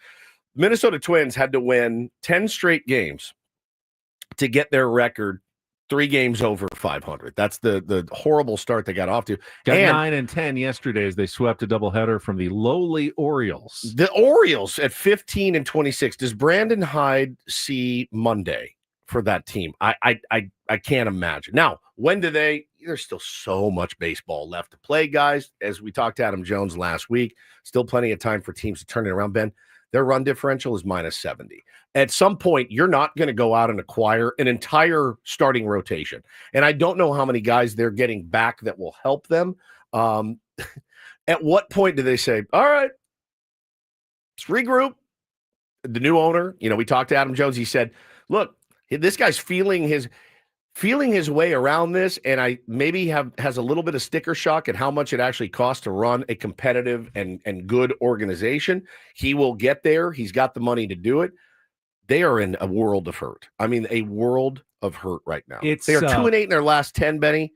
They are. It's such a dilemma because they were supposed to be right at the beginning of their window. Correct. Like the last couple of years. It was like a nice lead They're up. like got such a great young nucleus, so they have, cheap enough players that they'll have money to spend to augment. Now, they didn't spend to keep Corbin Burns. They got Kyle Gibson. A lot of people thought they'd still be really good this year, including me, who made them his World Series pick. That's not looking great. So what do you do when it all falls apart? Do you trade some of those young superstars? Or I wouldn't say superstars, but you can trade some of the guys that you have banging down the door in the big, for the big leagues. You can, people want to, and again, I don't know what you're saying they need to add more, not subtract. Usually when you play this bad, as you just said, they may not be able to save it this season. No, that's what I'm saying. You're not looking to add players. You're looking to shed players at this point. Yeah. I mean, again, you want to keep rebuild, but it's like, why would I trade a prospect? The only reason you would trade a prospect that's banging on the door for another maybe lower level prospect is because they don't have a place to play. But would you trade someone who's already a superstar at the big league So no, level? you're not trading Adley. You're not trading Gunnar. You're not trading Jackson Holiday. You're not trading those guys. Why would you trade those? Because it's not working for you on the big league level. Yeah.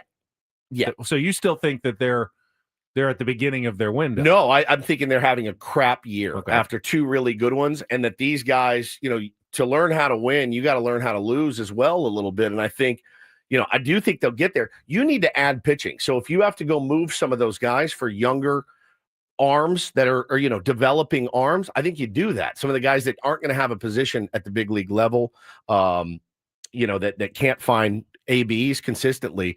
Yeah, you can make some moves, certainly. Who's out there, who's available? I don't know, but I know it's gone south quickly in Baltimore. Well, I don't think you want to spend any of your capital to try to get better this year. That's the thing, is I don't think you do either. I think you're plotting and planning for the future. But it also feels like doing nothing at all doesn't feel right either. Right.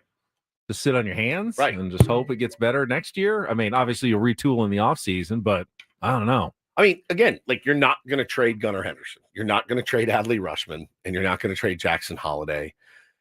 You trade them all for Paul Skenes right now. No, you don't, because you just have to fill 3 holes. And again, the guys coming up, I don't think they're as good as those guys that are there currently. So they would have a place to play, but they're not as good as those guys are currently. Yeah, you don't get rid of young, cheap talent like that unless you're looking to improve your team long term. But yeah, you're not going out and looking for a starting pitcher today. If you're the Baltimore Orioles, I don't think. I mean, there's still a lot of games left. They could say, hey, you know what? Let's try to right the ship. I want to read one of the comments in the chat, but we're a little behind on traffic. So let's get a quick check of traffic here on 97.3 The Fan. From the 855 Get Ross Traffic Center, protecting San Diego after accidents or injury, here's Kelly Danick. Traffic sponsored by Sedano Ford. Got a crash in National City, northbound side of the 805 Palm Avenue. A couple vehicles blocking the fast lane. This Memorial Day at local and veteran-owned Sedano Ford. You have choices to make. Choose the Escape Active or Bronco Sport Big Bend for only $219 a month. Plus, Sedano Ford's mobile service will come to your home or work at no extra charge. Get all the details now at SedanoFord.com. I'm Kelly Danick with Ben and Woods, San Diego's #1 sports station, 97.3 The Fan. I know I teased our Throwback Thursday, but Woods is hesitant on any of the clips that we have. So I don't know. I mean, it's usually you who leans into the cringe, but you feel like it's too cringy to play. No, I just feel like we're going to play it out. You don't want to? He says it you say it like every other week. You're like, I feel like we play this every time. I'm like, yeah, we play it every year. Once a year. Around this time. Once a year. That's it. Years are flying by. No one's heard it in a year at least. All right. Curtis in the chat says it's funny how sports media has made it that as soon as someone has a bad season, the narrative is trade everyone. I don't think that's a sports media narrative. That's just a sports narrative. I think it's a baseball narrative. Because you don't see it a lot in football. You don't really see it a lot in basketball. I think their idea baseball is where you see it. But I think the idea that in football, you have injuries, you have a bad season, you can have a good season the next year. Well, yeah, and you can completely retool your team with your draft. You can draft 8 guys, 6 of them start. Impact players in baseball, immediately. if you have a truly bad 162 game season, you know why? It's because you're a bad team. You can't have a good team that has a really bad 162 game season. So there's really no time for patience with a bad team and then hoping it gets better. Now you can have a really young team that's bad and you let them grow into it for a couple of years, but the Orioles were good. Orioles were a playoff team the last couple of years. They won 100 games. Now what are they? They're a bad team, and they're like not a fake bad team. They're a real bad team right now. So if you do nothing, and guess what? You come back next year and you're a bad team, then you're like a negligent front office. Like you took a bad team, you didn't do it, you just said, hey, no, they're just having a bad year. Let's let them do it again next year. If then they have another bad year, guess what? You're fired. You can't let a team have 2 bad years in a row without doing anything about it. Yeah. I mean, this isn't 2 bad years in a row for them. This is This is the first one. This is the first one. And again, season's not over by a long stretch at all. But when you look at what they have on the bump every 5th day, Ben, it's not good. And you saw that run differential of -80 or whatever. Like, going to be tough. Curtis says, happy we didn't trade everyone Padres after 2021 2023. AJ did. They did. He had huge, massive reconstruction of the teams both years to try to get better. Yeah. Both years. No, he didn't. He didn't trade everybody. Tatis, right. But you know, you gotta move some guys and make big changes. All right, we're 2 hours in. We will come back. Eno Sarris in our 3rd hour. Take on our real or fake next as well on 97.3 The Fan.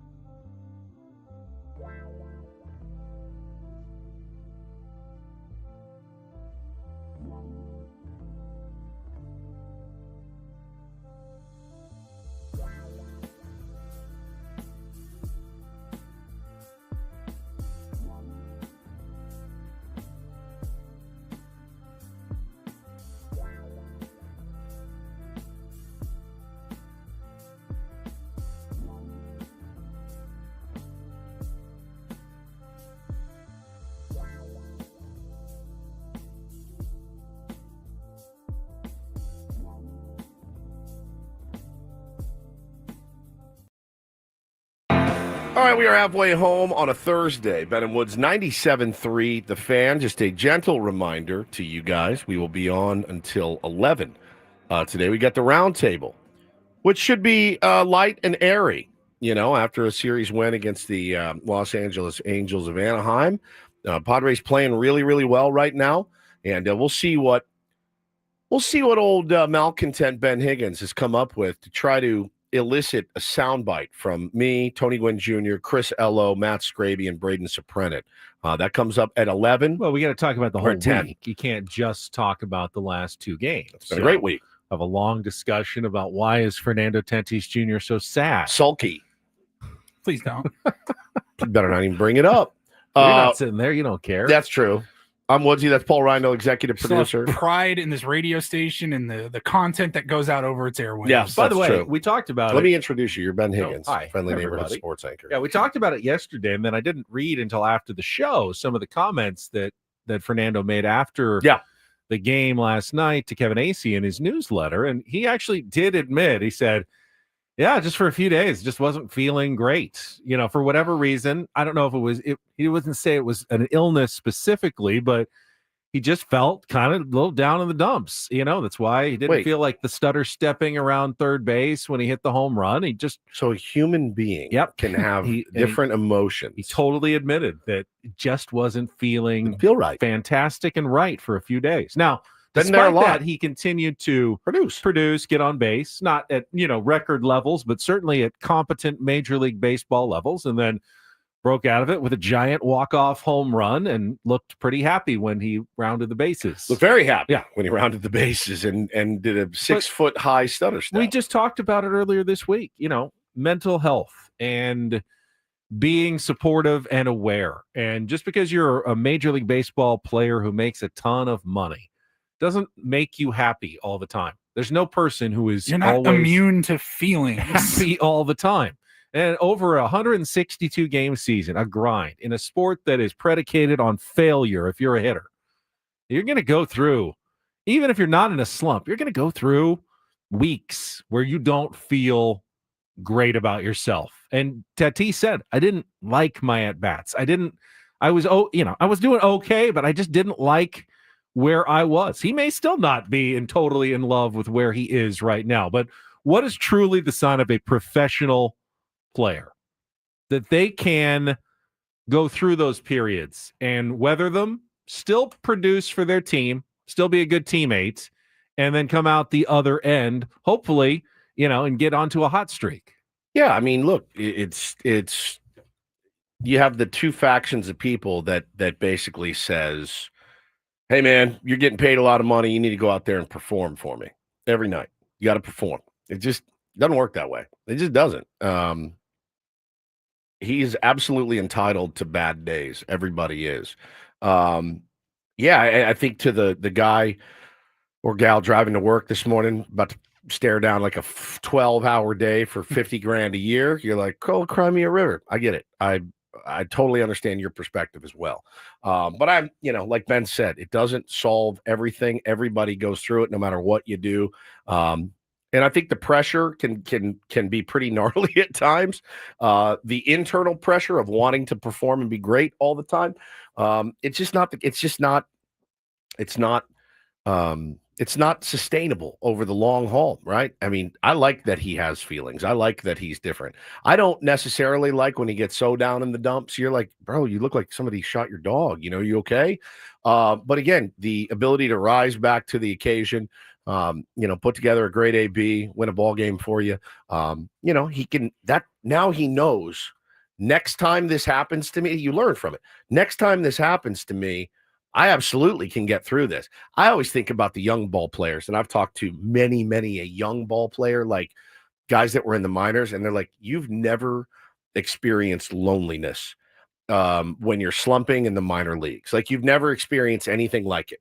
And you're looking over your shoulder every minute of the day, like, who's that kid? Who's that kid? Is that a new guy? What's he doing here? Where's he playing? Why is he taking fly balls in center field?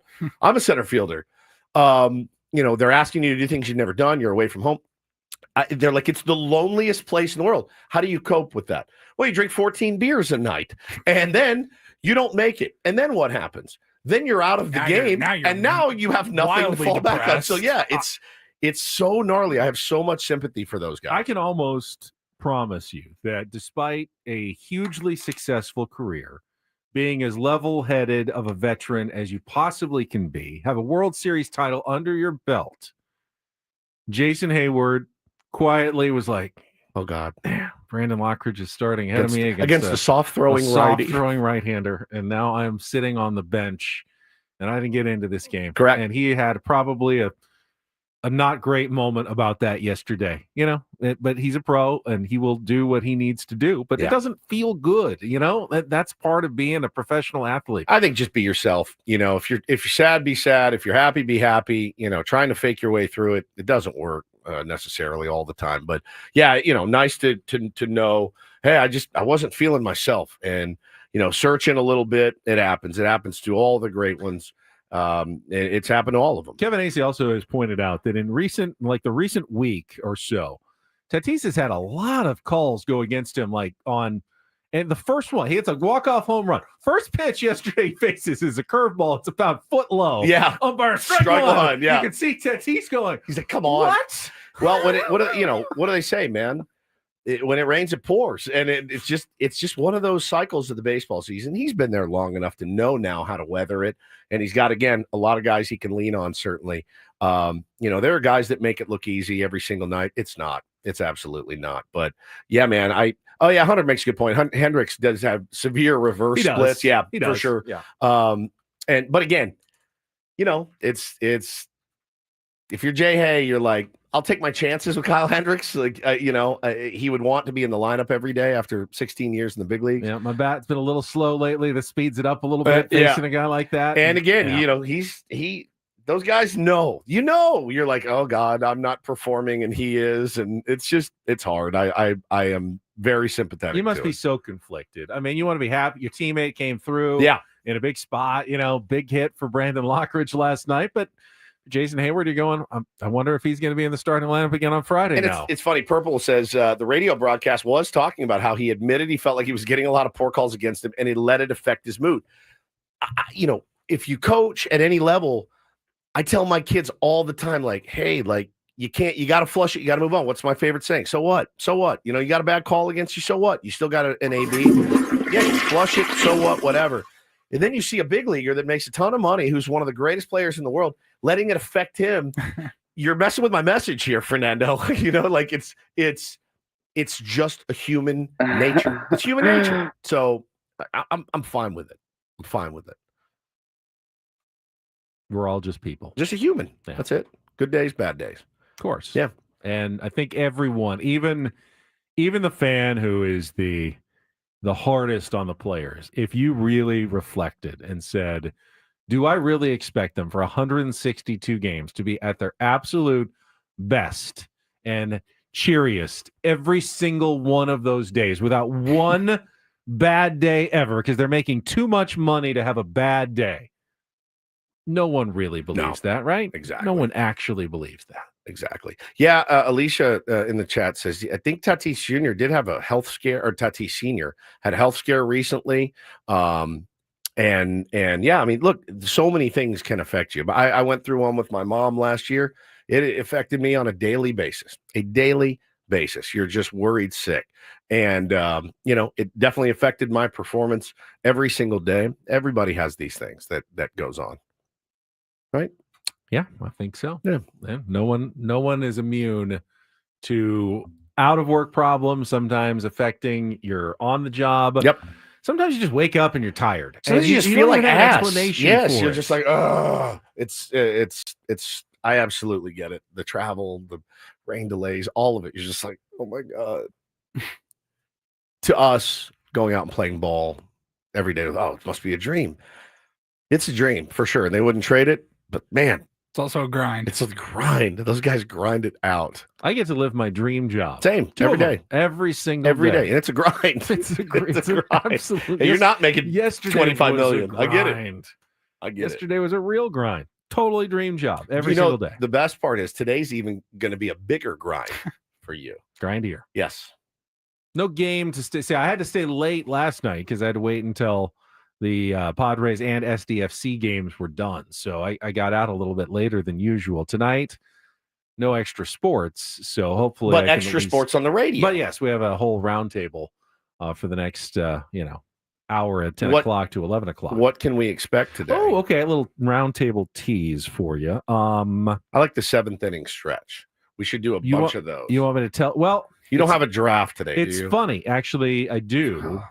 It's also the 7th inning stretch combined, and it is it's somewhat Eddie Vedder themed, as will be our game of real or fake. Oh, good. Coming up in just a couple of minutes. If you want to get online and be our contestant, you can call in at any time now, 833-288-0973, 833-288-0973. We'll certainly talk about the left field situation with Jason Hayward because, you can't be all positive all the time on the round table. But I will let you start thinking of our first question, and that is, quarter of the way through the season, no, not letter grade, but remember the first round table we all gave You tried out. to do letter grades on Monday when you were out.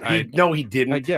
I shut it down. I wasn't. Thank you, Paulie, for carrying on the. Hold on. There was only one grade Hold that on. you could give. It was an A. I just wanted to make sure everyone agreed. I said Woods takes one day off. He's got headaches. He's not feeling well, and we're just reverting back to letter grades. Letter grades. Grade the Padres. What is wrong with you? We've worked so hard.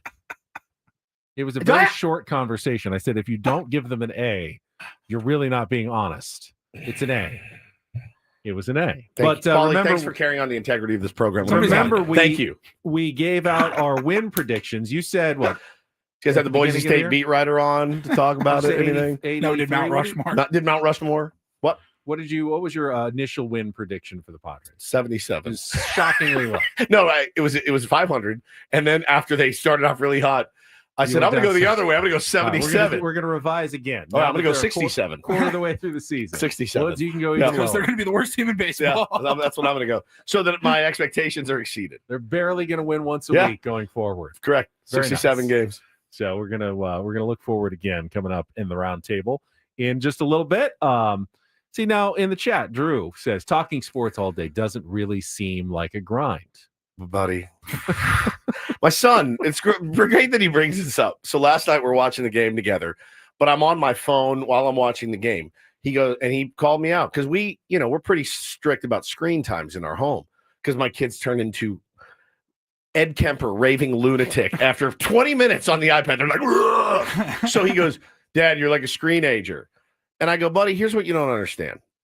I said, I got a 4-hour show tomorrow. I don't have anything. I got to find something while I'm loving on you, watching this game.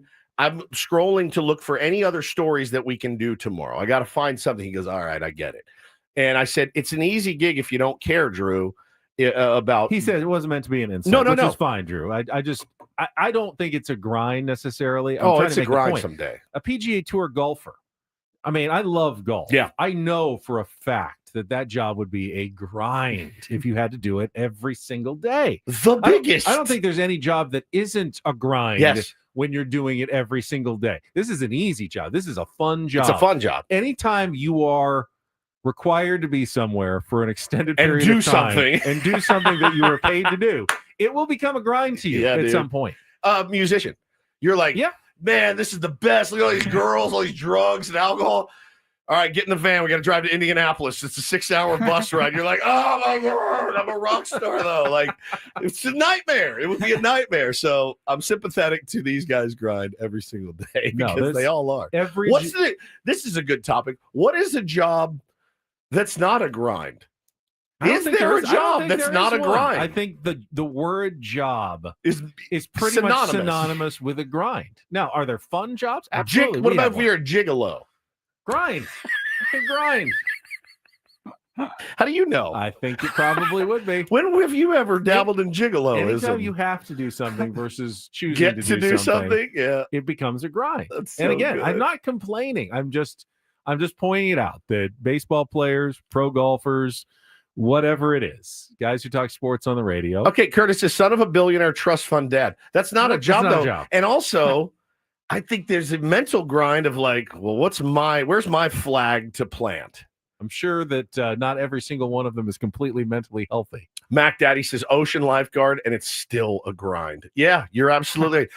Oh, you get sitting to sit, out there. You're watching the water all day. Watching the waves all day. You probably one rescue a day, and otherwise you're just getting the tan all day. That's not a grind. That's we call that vacation. We pay pay for money to go do that. But that lifeguard's vacation. working, dude. He's working. He's got to be there. He's not drinking Mai Tais. He's got responsibilities. Sunburned. All of a sudden, it becomes it's hot. A grind. There's little kids out in the water. You're like, oh god, no, it's a grind. SD Fritz says drug dealer isn't the grind. Get out of here. 100% is. Or is that the cops? Are the cops knocking at my door? You sure you're not a cop? This guy's called me at 3:00 in the morning again. He's writing me a check. No, I'm not going to take your VCR for drugs, buddy. It's a grind. I think everything is a grind. Ben Higgins wants to meet up again. Here he comes again. Guy can't get enough. Needs another taste. Anthony says, I work from home. I don't do crap half the day. It's still a grind. Yeah, that's true. Yes. DG says, is Adam's job a grind? Maybe the biggest in the building. Oh, yeah. You kidding me? Yeah, huge grind. All right. Huge, we will come back. We will play a little real or fake. And then we've got Sarris at the bottom of the hour with Ben Woods on 97.3 The Fan. I'll tell you what was a huge grind is when we used to get the water bottles delivered to our home. I would pull in from work and I'd go, 4 giant bottles I had to lug in, put up on the machine, blub, blub, blub, blub, blub, wait for it, store the other 3. It was a nightmare. It was a total nightmare and a grind. We got the Eco Water system put in. It's so easy. It's so easy.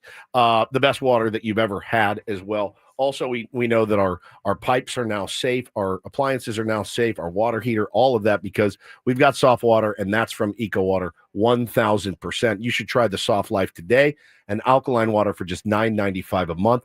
It is the best water you'll ever have. Skin feels better. Coffee is next level. The kids are happy. Hannah's happy. Everybody's happy with Eco Water. Become a hero in your household like I did and get the Eco Water system put in. We just got it at work. Everybody here is drinking fresh, delicious Eco Water every single day. Call 760-350-3338. They'll do a free in-home water test for you, or go to ecowatersocal.com. Let them know Woodsy sent you. Not everything in life should be hard, especially your water. Keeping it soft since 1925.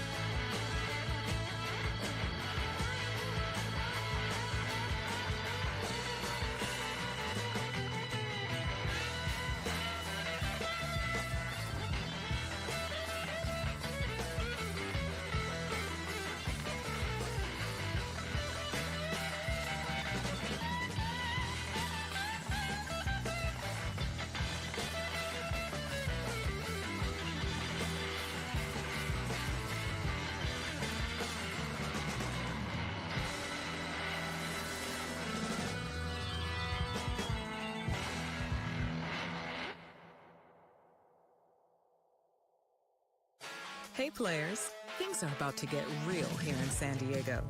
Introducing the all-new Hamul Casino Resort. With a 200-room hotel tower, exciting new eats and drinks, plenty of new places to play, and a luxe spa and salon. Hello, rooftop pool and deck. It's where players can play their hearts out and enjoy all the perks that come with it. It gets real this summer at the all-new Hamul Casino Resort, the players' place.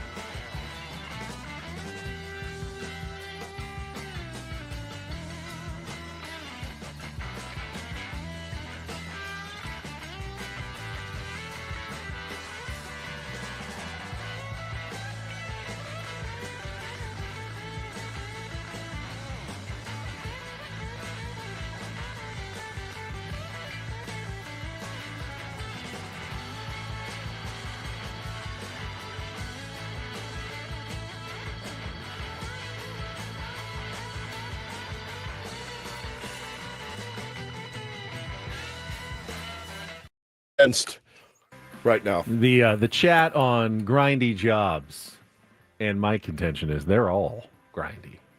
That's what makes. I don't think job. there's a job out there like at least like a full time you can make live, money, not just a side gig. I do it once a week, right. once every month or something. Like a full time job that is fun, enjoyable. You love it every single moment of every single day. That isn't a grind. Yeah, if I could make six figures to go out and play golf once a week, that would not be a grindy job. What do that you would do be in the other fantastic. 6 I have days? no idea, That's the but thing, and that's the real grind, as KG said. Having nothing to do, It's also awesome. a grind Yeah, sometimes. there are easy jobs that you probably even make good money, but like there's aspects of it. Like I'm like looking at it, I'm like that sounds boring as hell. Paulie pulled up the 10 easiest jobs. And he started. He read the first 3. 10 and simple, high-paying jobs. Okay, well, simple. That's different. Because the first 3 he listed, I go, they're not simple, and they would be very grindy. We'll save that for 9. You know what? I can do this all day. I find just so you know, I find it very fun to come up every day with either a game of Take on Woods Yeah. or Real or Fake. It's but grindy. It's also kind of a grind. But I do it because I love you all. It is time for today's game of Real or Fake. Some are here for the compelling sports talk with Ben and Woods. You can go plow through another donut. It's time for Real or Fake on 97.3 The Fan. Tell the people what they'll win today. Prize. If you can get 4 out of 7 right, qualifying for our grand prize, it is a trip to Las Vegas to see Bruno Mars at the Dolby Live at Park MGM on September 3rd, a 2-night stay at the Park MGM and a $100 gift card. Tickets are on sale now at Ticketmaster.com. Our contestant is David. Is that correct? David, let's bring you on the air. Good morning. Yes, that's correct. Good morning. All right. David, good morning. Real or Fake is brought to you by Bay Alarm, security and fire alarms for every business. We got you. I got a new rule I'm instituting today. Poor David. Sorry, I don't want to be the tough guy, but we've had a number of contestants who just rely on Woods every single answer. You get one phone a friend for Woods. One? That's it. One. Oh, Is man. that just this week or is Just that this week forward? going forward. This is now this week in particular. I feel like Woods might be awfully good at this category because tomorrow, David, marks the start of the first officially sanctioned Vetter Cup as the Padres host the Mariners. Yep. So Eddie Vedder is the theme for today's game. I will give you a song title. Oh. You tell me if it's a real single released by Pearl Jam All over right. the past 3 decades or a fake I have come up with to fool you. I'm assuming Woods knows a few of these, if not all of them, David, but you get to ask only once. How about you? You a Pearl Jam fan, David? Oh yeah, hopefully. All right. Let's Trust that I did not pick their biggest hits. Oh, These are deeper tracks. So here we go. Round number 1. Real or fake Pearl Jam? Silhouette Mercy. Real or fake? What mercy? I'm gonna go fake. Gonna go fake? Same. Fake is correct. All right, you're 1 for 1. Haven't even Okay. used your phone a friend. Sorry. Round number 2. Life Wasted. Real or fake? Life Wasted. I'm gonna say real. It Is is it real. real? Woodsy's got it. You've got it. 2 for 2. We're hot. All right, round number 3. Blasphemy. Real or fake Pearl Jam song? Blasphemy. I'm gonna say fake. Fake. Oh, you guys are good. All right, round number 4. Bleed the Static. Real or fake Pearl Jam song? Finally, Woods looks a little maybe thinking about this one. David, for the win. I'm gonna go fake. Fake. I'm gonna go fake. Wow! Yeah. Well done, Woods. Very easy Give me game. the rest. Retrograde. Real. Correct. Can't Deny Me. Real. Hollow Lantern. Fake. Wow. Solid performance today. I should have grinded a little harder. Hollow apparently, in Lantern. making that category. Hollow Lantern? He's looking at stuff in your yard? That's how real or fake works. Empty cup. It's fake, by the way. Plate. Fake. Silverware drawer. Tampon. All those are fake, Ben. Oh, yeah, songs. You didn't be Looking. anything. Hollow Lantern. What were the other ones? Bleed the what? Silhouette Mercy, What's Blasphemy, and Bleed the Static. Bleed the Static. Nearly full garbage can. Shoes on the floor. Oh, so good. David, hang on the line. Paulo will get your information, get you into the drawing for the grand prize trip to Las Vegas. We got Sarris, some smart baseball. Padres, are they going to a 6-man rotation with you, Darvish?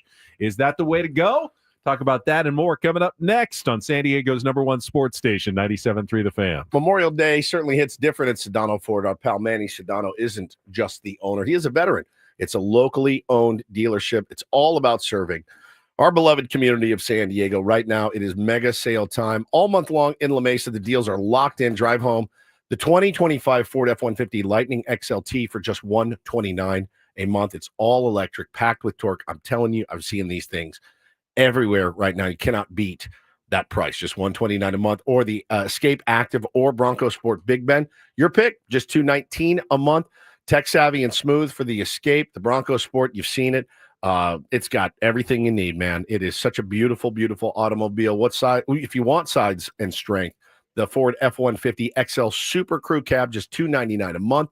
Room for the crew, muscle for any job that you need. Keeping it running is so easy. Sedano Ford Mobile Service. They'll come right to your home or office. No waiting rooms. No hassle when you go in. Let them know Woodsy sent you, please. For more details about these offers, please check out SedanoFord.com. It's SedanoFord.com.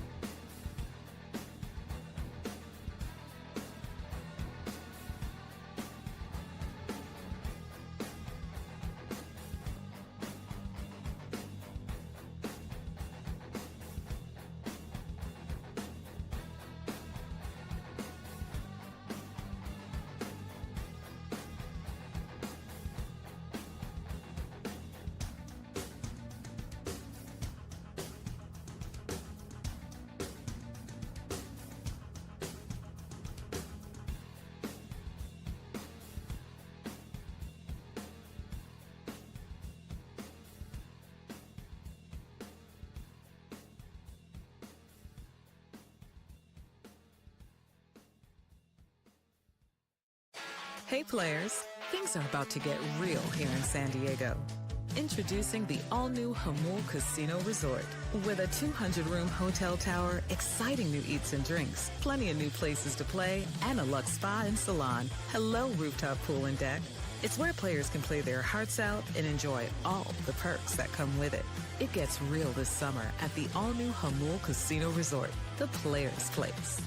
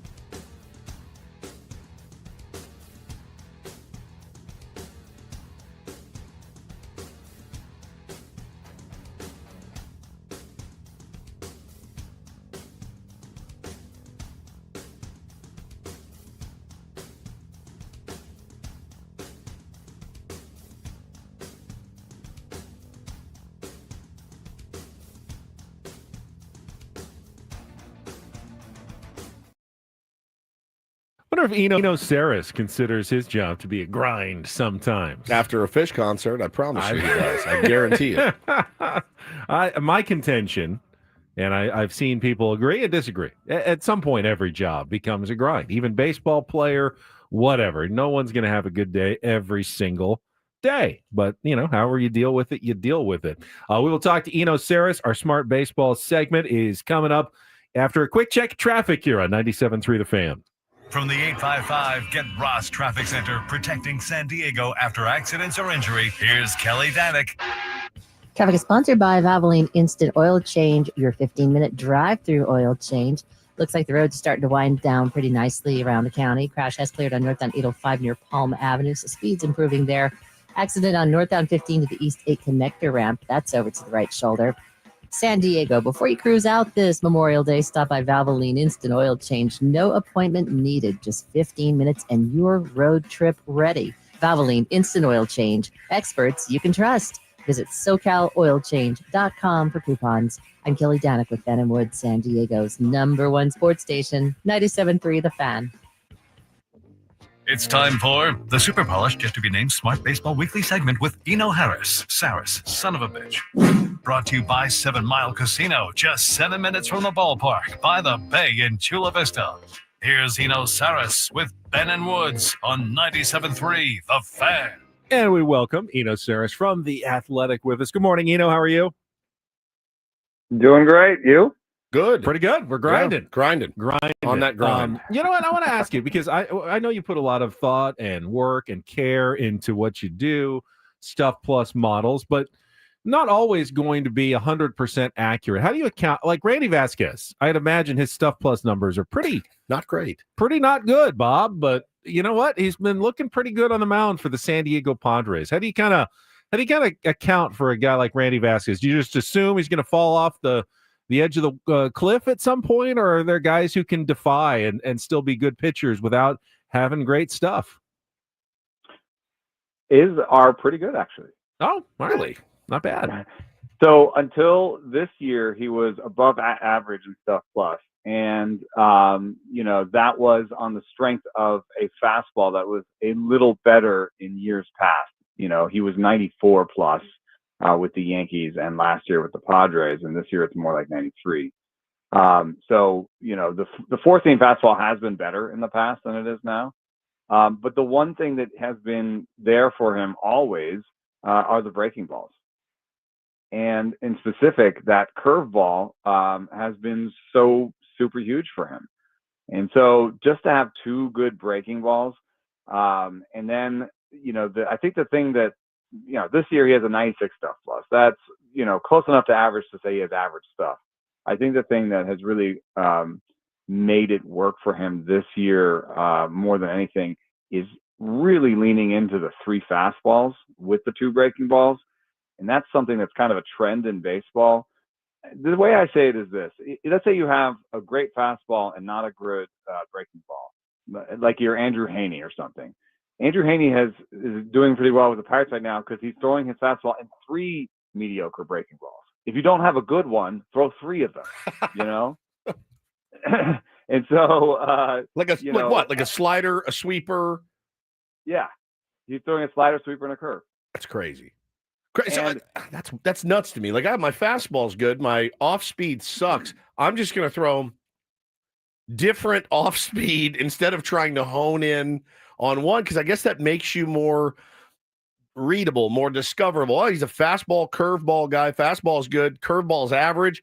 Sit on the fastball. The one that breaks a little bit left to right. That's or is crazy. This one that breaks a little bit up to down. Yeah, that's crazy.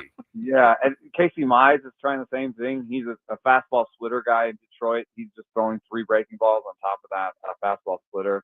And the opposite, is more common. I have a great breaking ball, and my fastballs aren't that good. That's a somewhat common problem in baseball. And the Phillies, the Mets, a couple other teams have really leaned into, hey, let's make sure that all of our guys throw multiple fastballs. You guys have heard me say that's what I want for Dylan Cease. Yeah.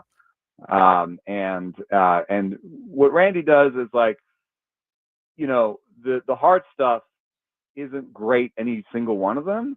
But if you're a hitter who's trying to sit on the hard stuff, let's say you sit four seam and you get cutter, you're just not going to make good contact. Yeah. And that's a Randy Vasquez start, right? Like there's some walks, there's some strikeouts, and there's not really great contact. And I think that's part of it is they might sit fastball, get sinker, they might sit cutter, get fastball, so he's just mixing up the stuff that's not as good. And then, he knows he can always go to a breaking ball when he needs.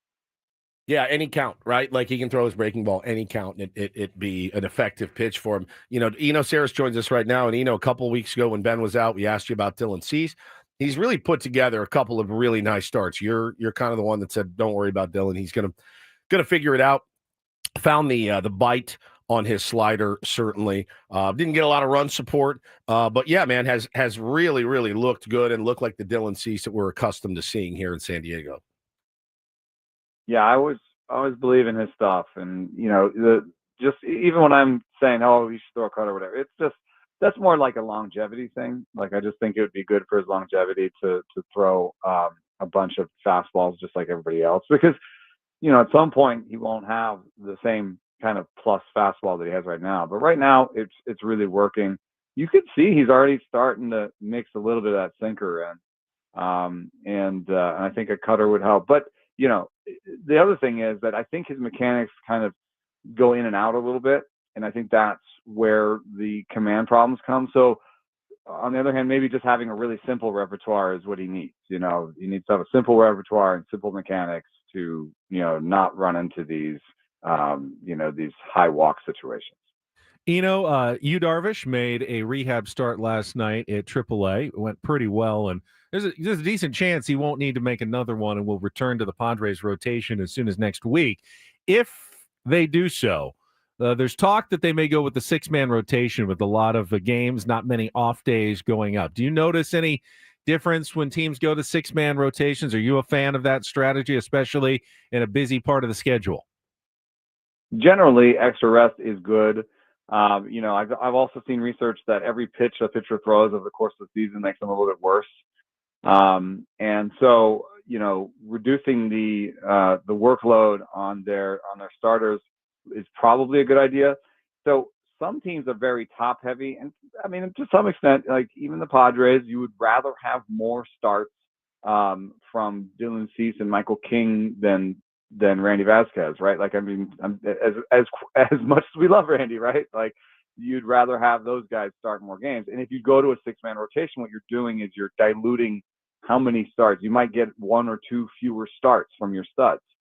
But I think the benefits at the end of the season are there.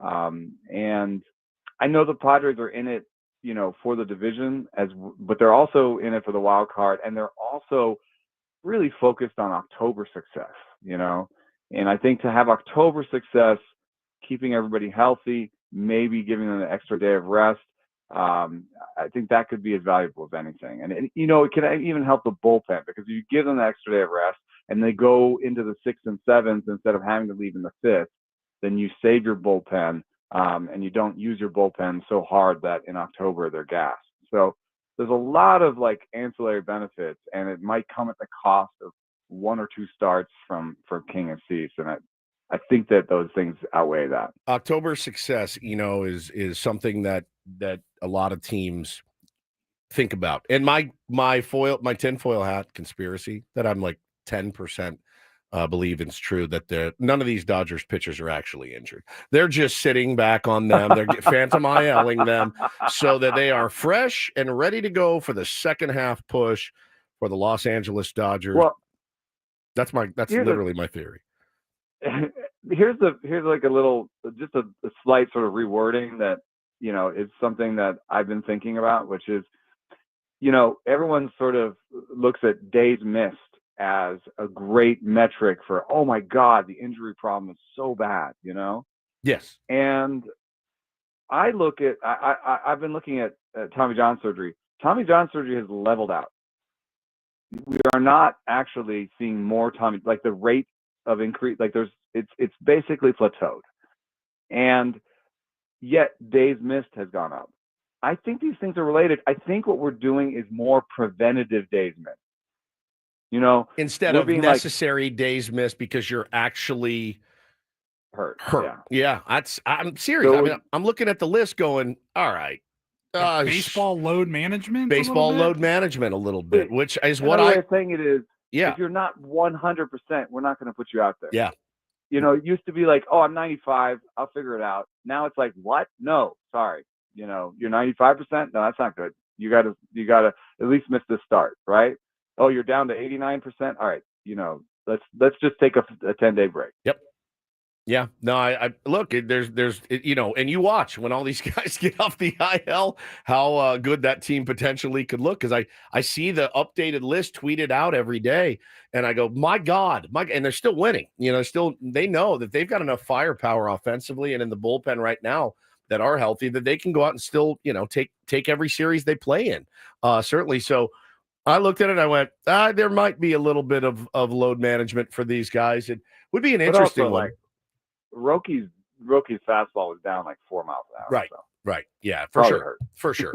I wanted to ask you, talking to Sarris too, our pal, mutual friend Jake Mentz wrote a really great piece about the Colorado Rockies this week. And, Bud Black was on the chopping block, lost his gig. What Jake found when he discovered, and you retweeted it and said, yeah, I had suspected the same thing.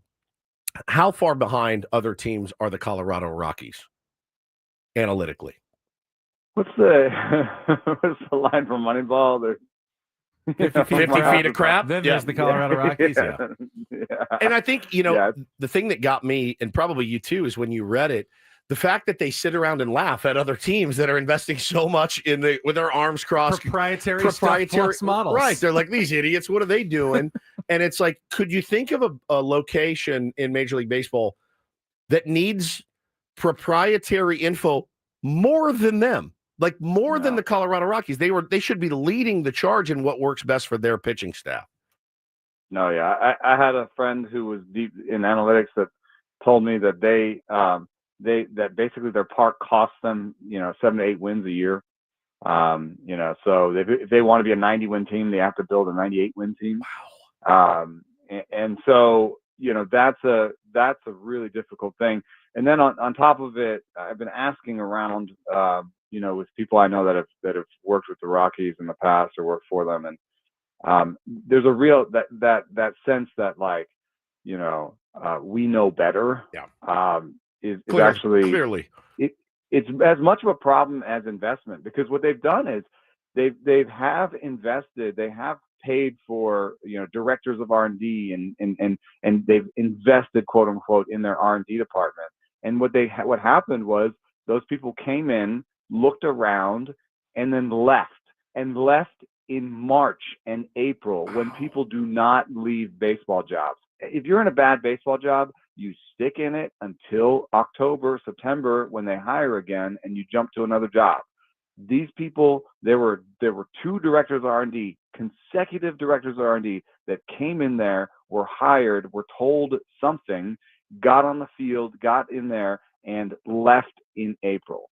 And so it's something is really rotten in Denmark over there, where they're just not open to new ideas. Yeah. They think they've got it figured out, and even if they're willing to invest, they're not doing the groundwork to be like, okay, we're actually going to listen to this guy. Last thing for me, and Jeff Passan made the somewhat depressing suggestion that maybe the Pittsburgh Pirates should just trade Paul Skenes now because they don't have any hope of building a winner around him before he becomes too expensive for them to keep. And he sadly has a kind of a point there. He says, I wouldn't actually do it. And Wood said, give the Pirates fans something to go watch. But if you are trying to build a team around him, I mean, would you consider trading Paul Skenes now if you were the Pirates? Does that make logical sense to you? And when does the cycle end for the Pittsburgh Pirates then if you trade Paul Skenes? When does the cycle end? You get new prospects in and you can't pay those, or you won't pay those? Or one of them turns out to be a superstar, and then Right. you trade him and exactly. cycle again. When does it end? Yeah, I mean, the big thing is this: like, he's not a free agent until 2030. If you're saying right now in 2025 that you can't build a team that can be competitive in the next 5 years, then how are you the GM? Right. So I think there's no way that this GM will do that. He has to feel enough of fire under his seat to know that he can't do that. That's not on the table. He probably, I don't know what he thinks. He might think he has 3 years to prove that he should still have a job. And so that's all during schemes. If I was running the Pittsburgh Pirates, I think I would just focus on the hitting program. There's something rotten. There's something not working with the hitting program. Guys that are high draft picks are coming in and striking out too much, or not hitting for power, or both. And Brian Hayes never took that step forward that they thought when they gave him that extension. And so there's just really the only real shining star that they have is O'Neal Cruz, and maybe Brian Reynolds, who's already starting to decline. So they need hitting help. They need it badly. They need to give someone the keys. What I think of is like Jason Ochart in Boston. They gave him the keys to the entire hitting program, and you've seen Christian Campbell, Roman Anthony. They're pumping out guys, and even on the lower end, they're taking guys that aren't really viable for the major leagues and making them viable. And the way they did that was they said, hey, you do what you want to do. You ask us for money, we will give it to you. You change this entire program. I've seen some of what happens in Pittsburgh. It's sort of piecemeal. Some guys were there from Huntington, some guys were there from Charrington, some guys who were second wave. It's like there's nobody who's like, I'm going to take this over and I'm going to make this mine, and they're going to give me all the resources I need. Got several listeners on Twitter that could probably apply for the gig based on what I see on a nightly basis. We got some talented people out there. Appreciate it. Run out of time. Thank you so much. We'll chat with you next week. All right, thanks. Thank you, Smart buddy. Baseball with Sarris. We still have 1 hour to go. We've got the list. Paulie's founded the list of the easiest, best-paying jobs that you don't have to grind at all. No grind at all. I can't wait for this. Allegedly. And more. All coming up next year on 97.3 The Fan.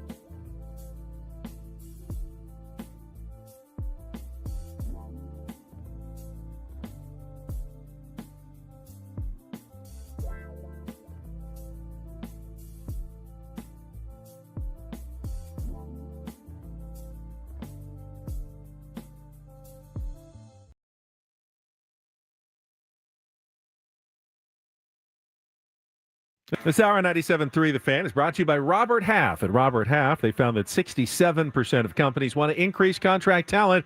That's why their recruiters' expertise and award-winning AI work quickly to find the skilled candidates you want. At Robert Half, they know talent. Visit roberthalf.com/talent today. They basically find people jobs. They're looking to grind. Yeah, they're looking to grind. Looking to find grinders who will be working for your company. And yeah, my contention that every job is a grind. Someone on our Facebook stream said, meteorologist in Southern California. That's a no grind job. I see how hard Megan Perry works at her job. Yeah, you're not changing your forecast a ton every day. It's nice. You know how hard it is to try to mix it up when you have 12 forecasts to do every night, and you got to make it interesting and entertaining. She did a whole piece on what causes like May Gray yesterday, the marine layer and the inversion and how it works with all these graphics she put together. I found it really interesting. She worked really hard. She grinded on that. Yeah. Worked really hard on it. It was very fascinating. Yeah. But she grinded. Yeah, of course. I think everything is a grind. What do you got, Paulie?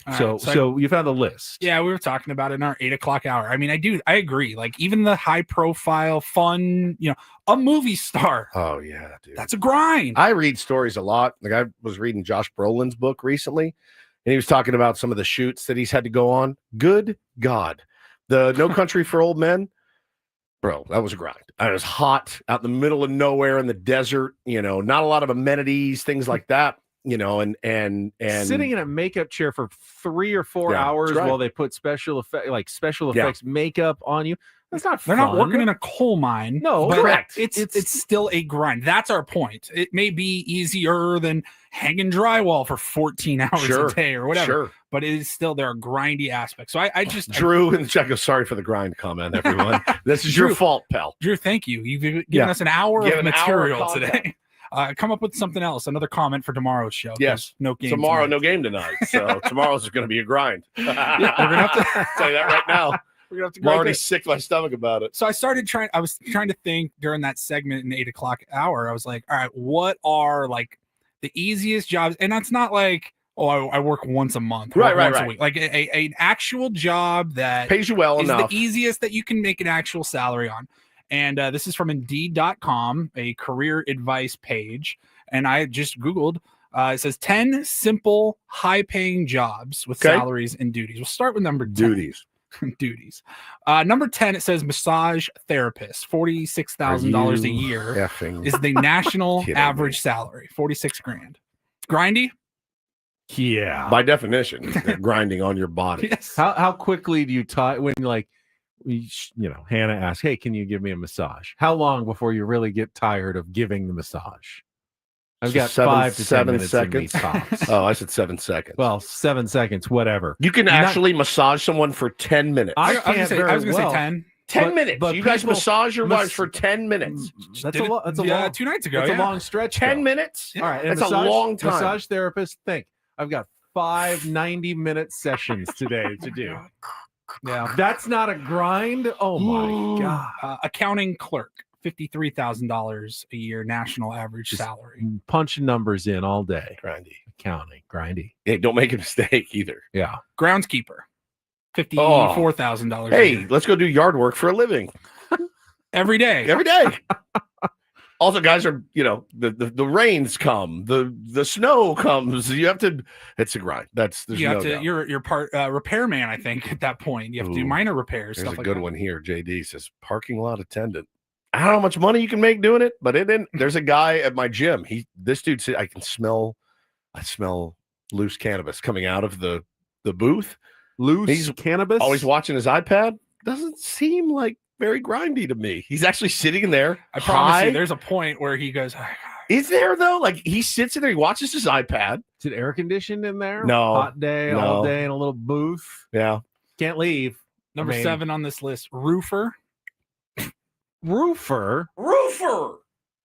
They said this is under their simple, high-paying jobs. I mean, maybe if you're an inmate at Shawshank, it's nice to get away from the cell for a few days. Yes, to tar the roof. Of the old license you get factory, trade it in for a Bohemia, nice ice cold Bohemia beer. What in the world? A roofer? Wow. Okay. Number 6, claims adjuster. Terrible. Make a little over $63,000 a year. What is a claims adjuster? It's when you adjust something the claims. happens, a tree falls on your house. Guys got to come out, take a look, assess the damage. And then you got the people that own the house there wearing you out. You know, they want more. You don't want to give more. Your boss boss is at the is up insurance your company. Yeah. Yeah. Yep. That's a grind. This one says number 5, chauffeur, $65,000 a year, national average salary. I mean, I hate to drive. I really don't like to drive very much. So that would be a grind that I have to get in the car, traffic, put up with some diva like Ben in the back. Chauffeur would be added stress to driving because you've also got someone you have to please in the back of your car. You can't whip through the lanes like you normally would. You have to keep their safety into account. Huge grind. I would agree. Where are we at? Number 4, customer service representative. This is the dumbest Are you list I have kidding me? ever heard. That is an easy job. Nothing but complaints from people all day. And you're saying that's not a grind. That's what they're saying. Hey, I'm calling customer service. Yeah, I just wanted to say how much I Great love job. my product. Yeah, and you guys are so really good. is fantastic. You guys are the best. Thank you so much. Yeah, appreciate it. Not a single call like that all day long. Number 3, dispatcher. The national average salary, just under $69,000 a year. You're just dispatching. Yeah. Okay. Sending people. Working in a central location usually. Sitting at a desk, though, answering phones. Can be a little bit monotonous, certainly, which monotony tends I think monotony leads into grinding. into grinding. Absolutely. Monotony is definitely grinding. 100%. Number two and number 1, they're absolutely grinds. Number 2 is sales rep. It's one of the hardest jobs I've ever had. $76,000 a year. It's one of the hardest jobs I've ever had. I mean, I guess if you have no qualms about calling people randomly, which to me is like one of the biggest nightmares you can think of. Interrupting their day and strangers annoying them. randomly. I can do it in my sleep, but I it can't- is I not. can't. I'm really I good can't on the really phone. even call people I do. You know. don't even talk to anybody I on the can't phone. do it You're at all. You're one of the That would be- worst phone people I've ever met. That would be one of the grindiest jobs I could imagine. Hey Ben, yep, yeah, sure, yep. Ben, like we have this huge thing about yeah, sure. I'm like, what am I catching him doing when I call you every time? Oh, yep. Oh my god. Yeah, well, have I ever caught you in the middle? Because it feels like it. Yeah. Rushing me off the phone. It's incredibly difficult to Not sell easy. things. Yeah. Last one. Number 1. National average salary of $96,000 a year. Pretty good money. Pay. Yeah. Truck driver. It's like the biggest grind of all time. But you're stretches, just sitting in a truck driving. Long stretches. The thing is 100 feet long. It's weaving back and forth. You're going uphill at 36 Everyone's miles an trying hour. to pass Everyone's you. trying to pass you. You have weight. You have to sleep in the cab. You have to shower at Buc-ee's. I'm out. Back problems. Just inherent with the job. Oh, man. Truck driving is... I have so much respect for those guys. What long stretches away from home. Yeah. Like stressed about your family because Yeah. you're gone from them the whole day. It would be one of the biggest grinds of all time. All time. I'm trying to think of anything that's just not. That you would just get out of bed every day. And be Mickey like, says zookeeper would be amazing. Yeah, Until except you get when your face like, ripped off by an the orangutan. animals are sick and yeah, you have to put them down. You gotta see what they ate in their Tony says, their droppings how or about- something. Yeah. Yes, in their droppings. Tony says, how about an usher at Petco's? Just walking upstairs all day. Drunken idiot fans. Barber would be stressful. Grinding on your feet all day. Man, that's tough. Every single snip you could get someone's ear. Or That's all I'd be ruin thinking their of. lives. Ruin their lives. Ray says astronaut. How often do you really go to space? Good point. Kind of a grind to get there. But I don't know. You train years and years and years, and your actual job you get to do for 4 days. Here's one. Dog sitter. That's not that much of a grind. House sitting. No, forget dog sitter. House sitting sitter. is the ultimate job. All right. Ultimate. The least grind. I figured it out. House sitting. Can you make a living on that? I think you can. If you run in the right circles, Paulie. House sitting is great. Oh, you turn the lights on, you get my mail, you watch my big TV, eat my delicious food. Here's a bunch of cash. That's it. Make sure the house doesn't fall down. That's your only job. Sleep. I would be an elite house sitter. I house sit my house every day. I would be so good at it. Pool boy would be very stressful. Grinding chemicals and it's not like the fantasies, Keegan. Trust me. I have plenty of friends that have been pool boys. Not one of them. Not one of them. Not one of them have experienced what you're thinking. Not one. What? I have two friends that own pool companies. I've asked them before. Hey, has there ever been a no chance? There have been things that have happened, but it was like the experience of going to a nude beach. It wasn't what you really wanted to see. But it was there. Oh, it's just here to clean the pool. Never mind. I didn't want to see this. Sorry, sir. Yep. I think we figured it out. Bartender, no. Extremely stressful and grindy. Oh, God. Horrible. Just wait until 4 drink orders come in at the same time. A Mai Tai, how about a Tom Collins. Like, oh, no. That's panic-inducing. I thought you were going to say wait till 4 a.m. when you're getting into bed. That's true, too. You know, after being on your feet all night, you're covered in triple sec and margarita mix. You're like, this is great. I'm really counting out your ones. You're like, super. Many times. Many times. That's good. That's a good segment. Thank you, Drew, for that. But I think we have determined that house sitting is truly the only job that's not a grind. Right. I mean, can you make $100,000 doing it? Again, if you run in the right circles, I think you absolutely. If you're like the Padres official house sitter, you're good. Manny dukes you out. They all go out at the same time, so you're kind of screwed. Well, you can hit 3 or 4. You just hop from one house to another as they go on their off-season vacations, or they're in season, they're out of town, and you're just house sitting constantly all year long, making good money, just to make sure the house doesn't fall down. That's it. It's your only good. I can sort of see that might be the least grindy job. Professional possible. video game players. I'm going to put that. Somebody else earlier said content creators. I would say that's a massive grind. Massive. How do I make today? I don't have a job, so I have to create this content.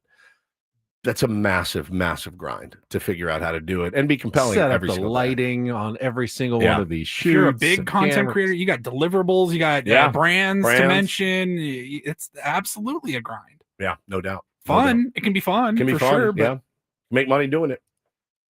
Still think maybe I'll start a house sitting business. I'm sure my wife would love that. Well, I'm out for the week. I'm off to Coronado to watch Crony's house. Stephen Woods, pool boy and house sitting aficionado. And house sitter. Yeah. All in. I would, a little side gig wouldn't hurt. House sitting. And you get to experience new places, other people's homes. I'd be nervous they're looking through my stuff, though. Because they do. The house sitter. Oh, yeah. Because you would. Because I if you were the house sitter. Absolutely. That's why you are not a house sitter. Exactly right. Yeah, I always have to worry that they set up a security camera because they can. It's their own home. They'll get you. Yeah. So you got to be careful. All right. We still have some Padres tickets to give away. We'll do that in our next segment. So stay tuned. Your chance to win tickets to tomorrow night's game, opening of the Vetter Cup. Padres and Mariners. It's also the Party at the Park, presented by Southwest Airlines. Will give you your chance to win. Then a Rhino Report coming up on San Diego's #1 sports station, 97.3 The Fan. First, though, Woods and I want to tell you about trust and will. We're talking about grinding. I think stress is something that makes every job feel a little grindy. Trust and will is designed to help take away some of your stress about what happens to your family if something should happen to you. We always think about it. Now, this is a way to get a little bit of peace of mind by doing a simple online Q&A session. Yeah, you get a lot of peace of mind, actually, and was embarrassed, as I've said before, that when I had my kids, I didn't think about doing this. I did think about it. I just didn't do it. I was lazy. That was it. Trust and Will made it so easy. Went to trustandwill.com. Use the code FAN when you check out, FAN. You're going to get 20% off, and they're going to ship you your documents for free. After that, throw them in the desk. Let people know where they are, and then the peace of mind is there. You never have to worry about it again, unless you want to update it, and you can absolutely go in and amend things as you go, but they make it so easy. Just go to trustandwill.com. Yeah, benefits include avoiding probate court and the costs and time that is involved for your family, or you simply want to just leave some stuff, specific stuff to people. You can do that with a simple will, all by going to trustandwill.com. That's trustandwill.com.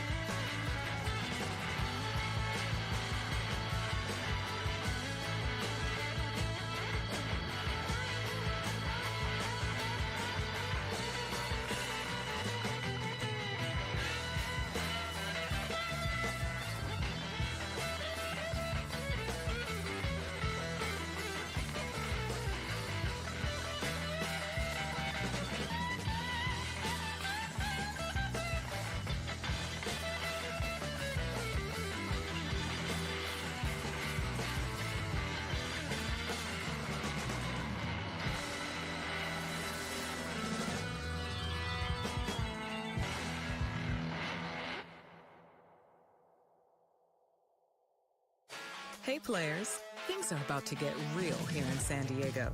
Introducing the all-new Hamul Casino Resort. With a 200-room hotel tower, exciting new eats and drinks, plenty of new places to play, and a luxe spa and salon. Hello, rooftop pool and deck. It's where players can play their hearts out and enjoy all the perks that come with it.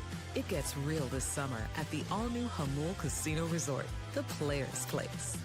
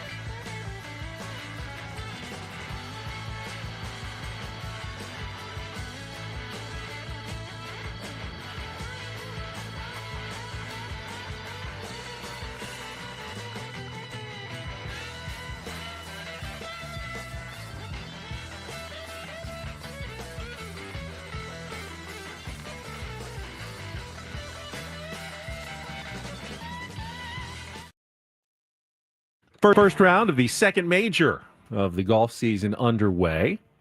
Isn't exactly a star-studded leaderboard at the moment. Ryan Fox, Alex Smalley, JT Poston, Steven Yeager, and Luke Donald co-leading at 4 under par. Just what you want in the major. If you're a TV executive, it is not. Correct. Or a fan of golf. You gotta get home and tune into that. Yes. The marquee grouping, top 3 players in the world, Scotty Scheffler, Rory McIlroy, Xander Schauffele. Scheffler even through 13.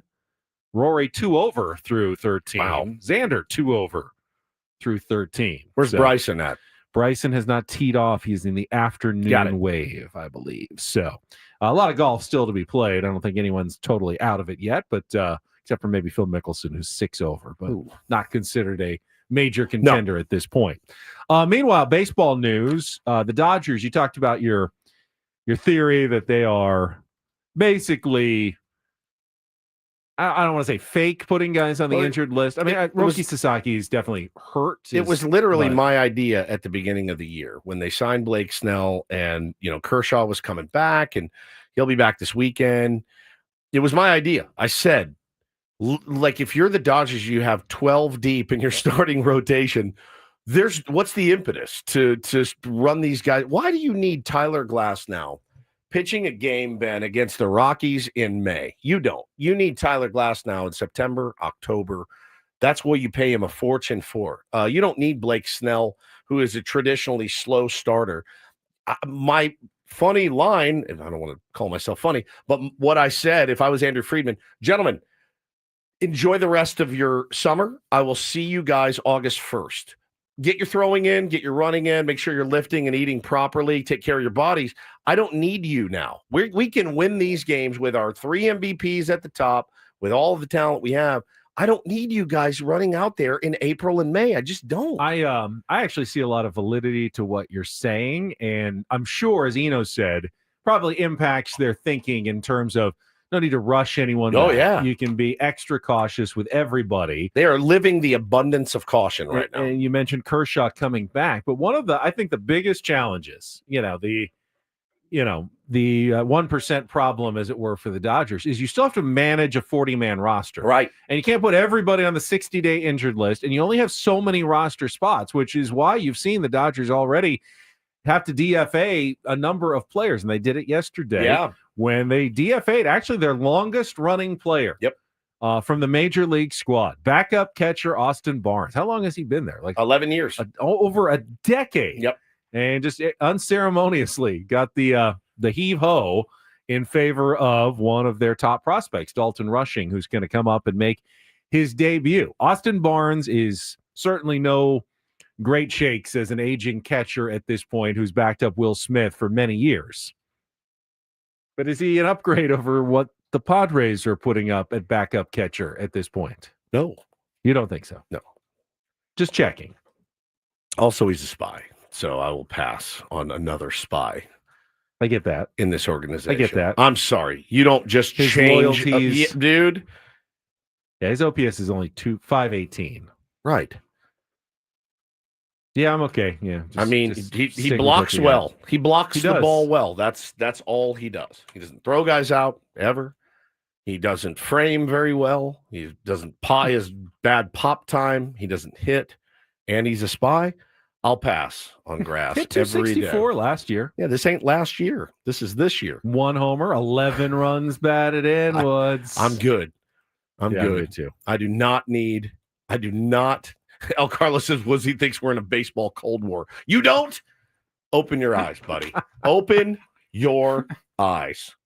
Matt Beatty, I'm convinced he was sending intel across the way to Los Angeles. I'm convinced of it.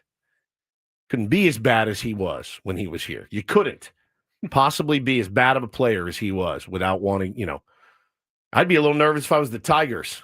And they have Jack Flaherty. I'd be a little nervous if you face them in the World Series or in an interleague. I'd be a little nervous. I'd be watching that guy like a hawk. You think that we're not in a Cold War? We absolutely are. The interesting thing about Barnes is nothing. He was always literally nothing. He was always Kershaw's personal catcher, and they get rid of him just as Kershaw is making his return. Yeah, basically, hey, Kurt Clayton, don't get used to it. In fact, we're not even going to give him once. No, you're not going to be working with Austin Barnes anymore. They brought up Dalton Rushing, who's he's their Ethan Salas, except he hits. But he's much older. He is, but he's good. He's a good catcher, and his back is also not broken. That's true. They did say so. They've been working him in the outfield a lot in the minor leagues because he's. They're like, we've got Will Smith and we're locked down. So, we like flexibility. You guys know the Dodgers like to keep their players flexible and things like that.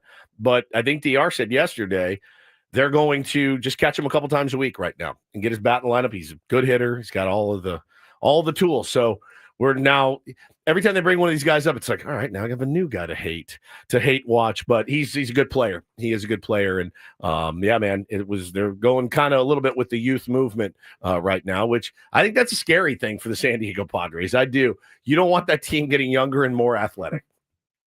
Loved it. I loved Austin Barnes on the Dodgers. You know why? I mean, he hit pretty well against us, but it's Austin Barnes. I'll take my chances. It would be fun to criticize the Dodgers, poke fun at them for just being a bunch of aging guys who are falling over the hill and they're about to go off a cliff, but that's really not who they are. They have, I mean, again, their future as bright as anyone's. Yeah, as their present. Yeah, exactly. That's exactly right. So they've done a good job, but I think honestly, I do think that my point has a little bit of validity, and I'll tell you why.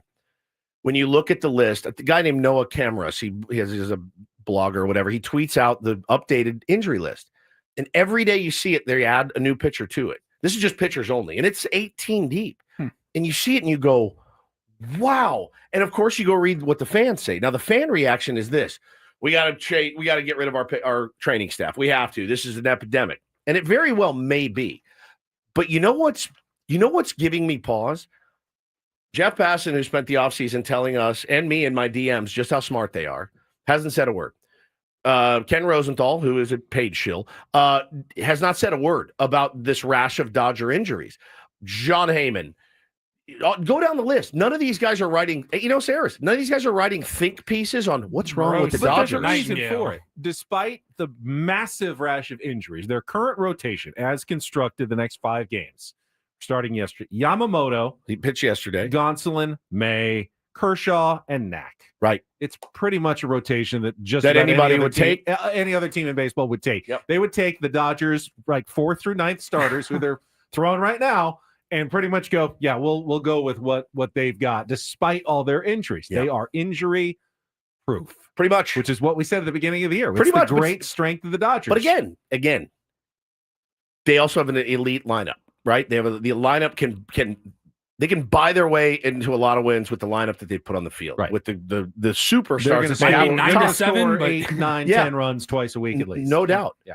But again, it does surprise me that I have not seen one article that says what's going on. There's something rotten in Denmark, as said earlier, about these 18 guys. Now, some of it can be attributed to a lot of these guys shredded their arms to win a World Series last year. I tip my hat to those guys. That was incredible. Job well done. Some of them are precautionary, and some of them may actually be hurt. But this is not a new phenomenon. This is they buy in bulk, but they buy in bulk at the top of the market. Right? They buy 4 really, really good pitchers. And if 2 of them can withstand it, that's fine. We can live without the other 2 until they come back. The only problem I think they're going to have, Ben, is if everybody gets healthy-ish around the same time, what do you do then? What do you do then? You have too much good stuff. You will at some point. At some point, but that's a really, really good problem to have if you're the Dodgers. But I do think there's validity to load management in L.A. I think they are absolutely managing loads in LA. Nobody manages loads better than the LA Dodgers. All right, your opportunity right now. We got 2 tickets for tomorrow's Padres game against the Mariners to win. 5th caller, 833-288-0973. Start dialing right now. Yeah. Start your weekend at San Diego's biggest happy hour. Party in the Park, presented by Southwest Airlines, with $5 drink specials and live music before the game. Tickets available at Padres.com/tickets. There go the phone lines. 833-288-0973. Paul, you'll get our winner, and then he'll come back with the Rindle Report, final headlines, before we head over to the roundtable in our sound space at 10 o'clock. All ahead on San Diego's #1 sports station, 97.3 The Fan. Gambling problem? Call 1-800-GAMBLER. GEGE 000-466. For a full list of games and rules, played at 7 Mile Casino. Visit 7milecasino.com. All right, weekend coming up in just a couple of days. How about this? Make a plan to head to 7 Mile Casino. Here's how you do it on a Saturday.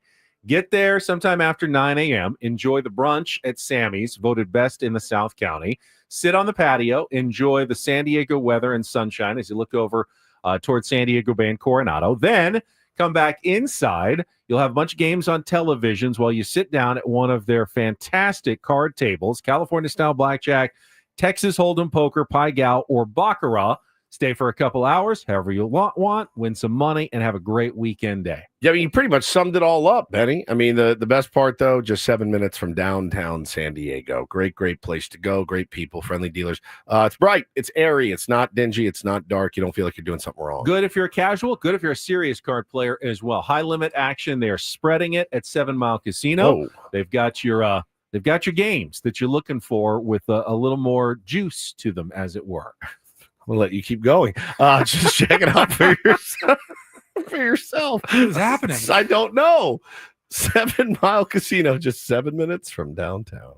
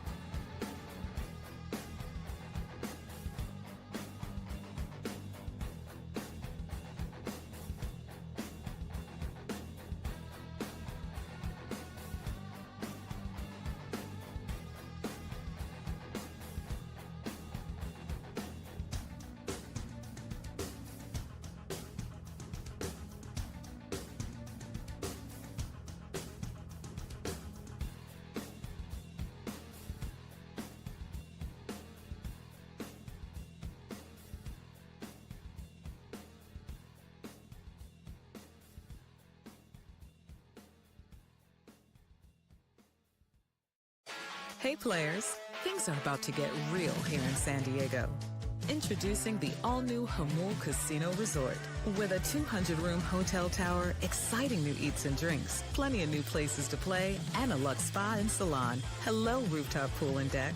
It's where players can play their hearts out and enjoy all the perks that come with it. It gets real this summer at the all-new Jamul Casino Resort, the players' place.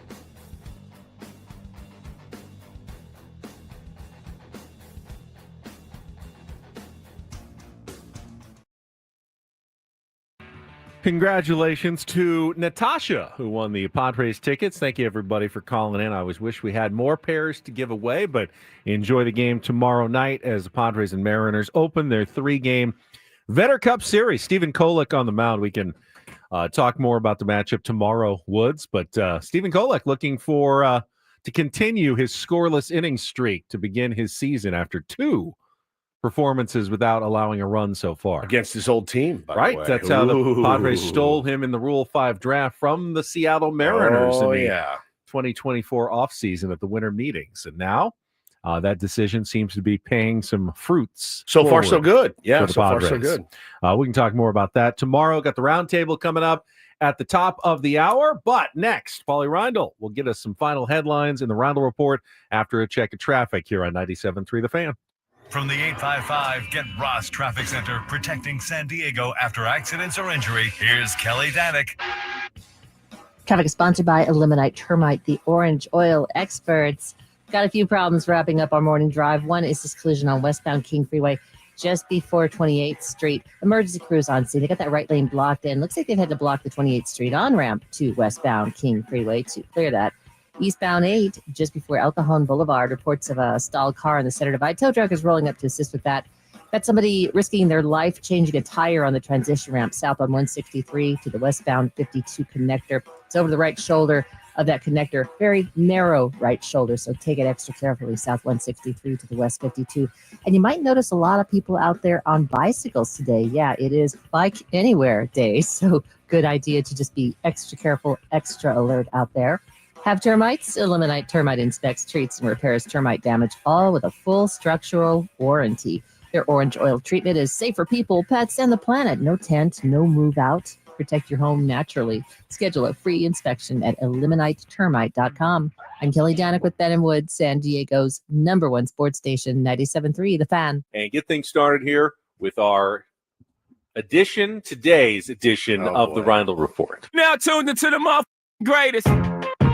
Welcome to the Reindl Report with Paul Reindl. Hi, Paul. All right. 2 stories from the world of sports that we haven't gotten to yet. We'll start off in Major League Baseball. And 1 story that you didn't know you needed. Are you laughing, biatch? It's the Reindl Report. Hey, Paul, how you doing? Okay, how are you? On 97.3 The Fan. Are you ready to bless the mood? I need some help, please. That was good. Can I get a yeah? Oh, yeah.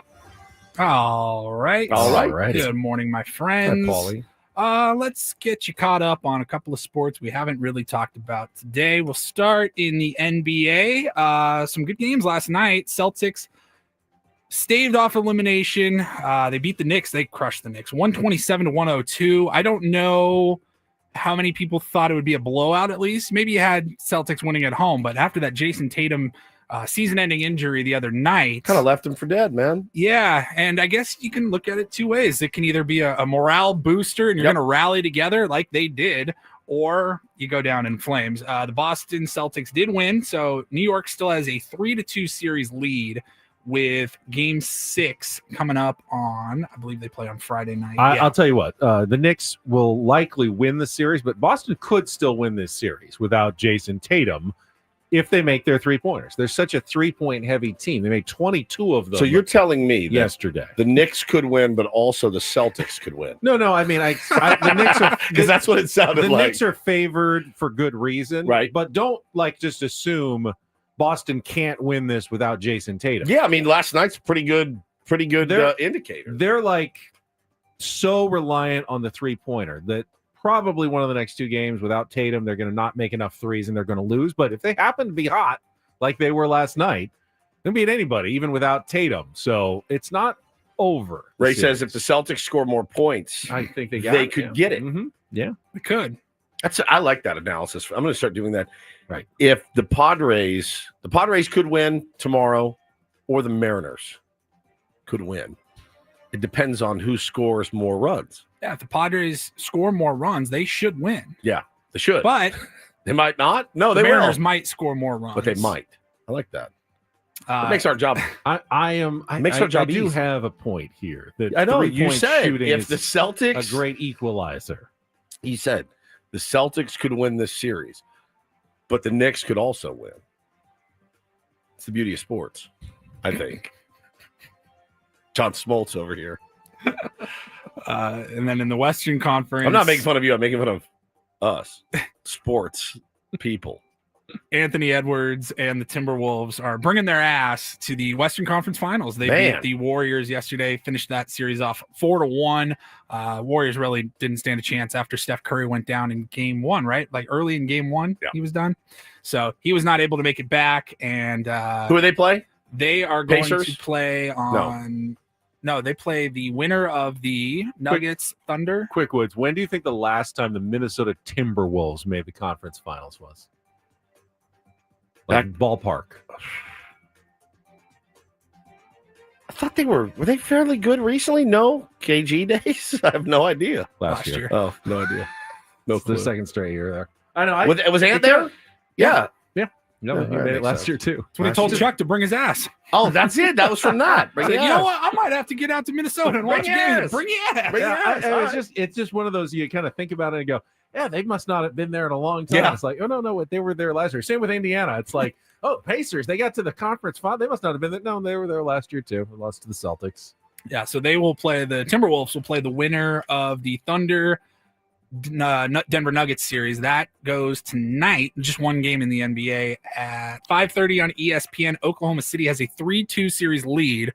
It's on the road in Denver in altitude. I saw they still OKC has by far the biggest odds still of winning the finals. Yeah. Even though they haven't even gotten through this series yet They haven't and have a played tough game well. tonight, they could be facing a game 7 still in this series.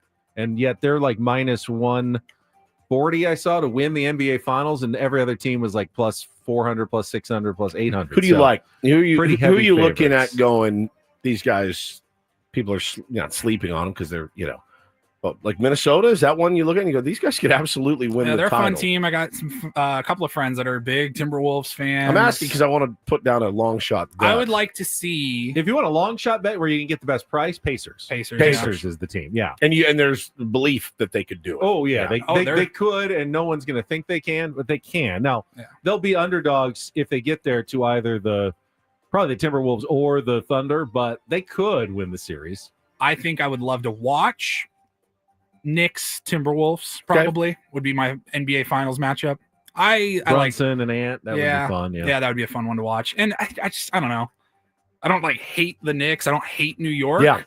I've never liked Boston. Yeah. I never have. They've had enough. Plenty. They got Basketball, plenty there. big NBA Finals game at at Madison Square Garden. Pretty sick. That's fun. I'm rooting for that. In hockey, we'll move over to hockey. We had 2 games last night. Florida Panthers beat the Maple Leafs 6-1. Beat them down pretty bad. They have a 3-2 series lead in that one. And Edmonton, they shut out the Golden Knights, winning 1-0 in overtime. That's series, right? Nothing That's in the overtime. end of the series. Yeah, they go won out 4-1 on an overtime on one goal and give it up in overtime. And Vegas's season is over. My Dallas Stars can close it out. What, tonight? Tonight at Is that right? 6:30. Tonight at 6:30. Yep, they got a 3-1 series lead over Winnipeg. Before that, tonight in the hockey, you've got the Hurricanes and the Capitals. Carolina has a 3-1 series lead. Puck drops at 4:00 on TNT. True TV, or Max. So Edmonton's the great hope for Canada. It's been like decades since they've won a Stanley Cup in Canada, and Edmonton's still carrying the torch for the Canadians. And then that brings me, like I just said, you can watch those hockey matches on TNT, True TV, or Max. I might be watching my Stars on Max. There's no Padres game tonight. Now I'm saying Max, but I'm going to have to change that here in a few months to back to HBO Max. So I don't know exactly when they made the change originally. It's like 5 years ago. It wasn't maybe? that long It wasn't ago. that long ago. I mean, streaming alone hasn't been around for Right, that long, but right. it used to be HBO.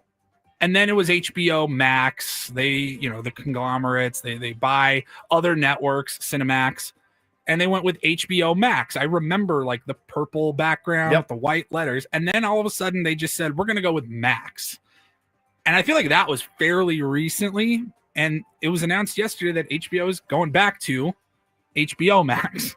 They're just flip-flopping. They can't settle on a name.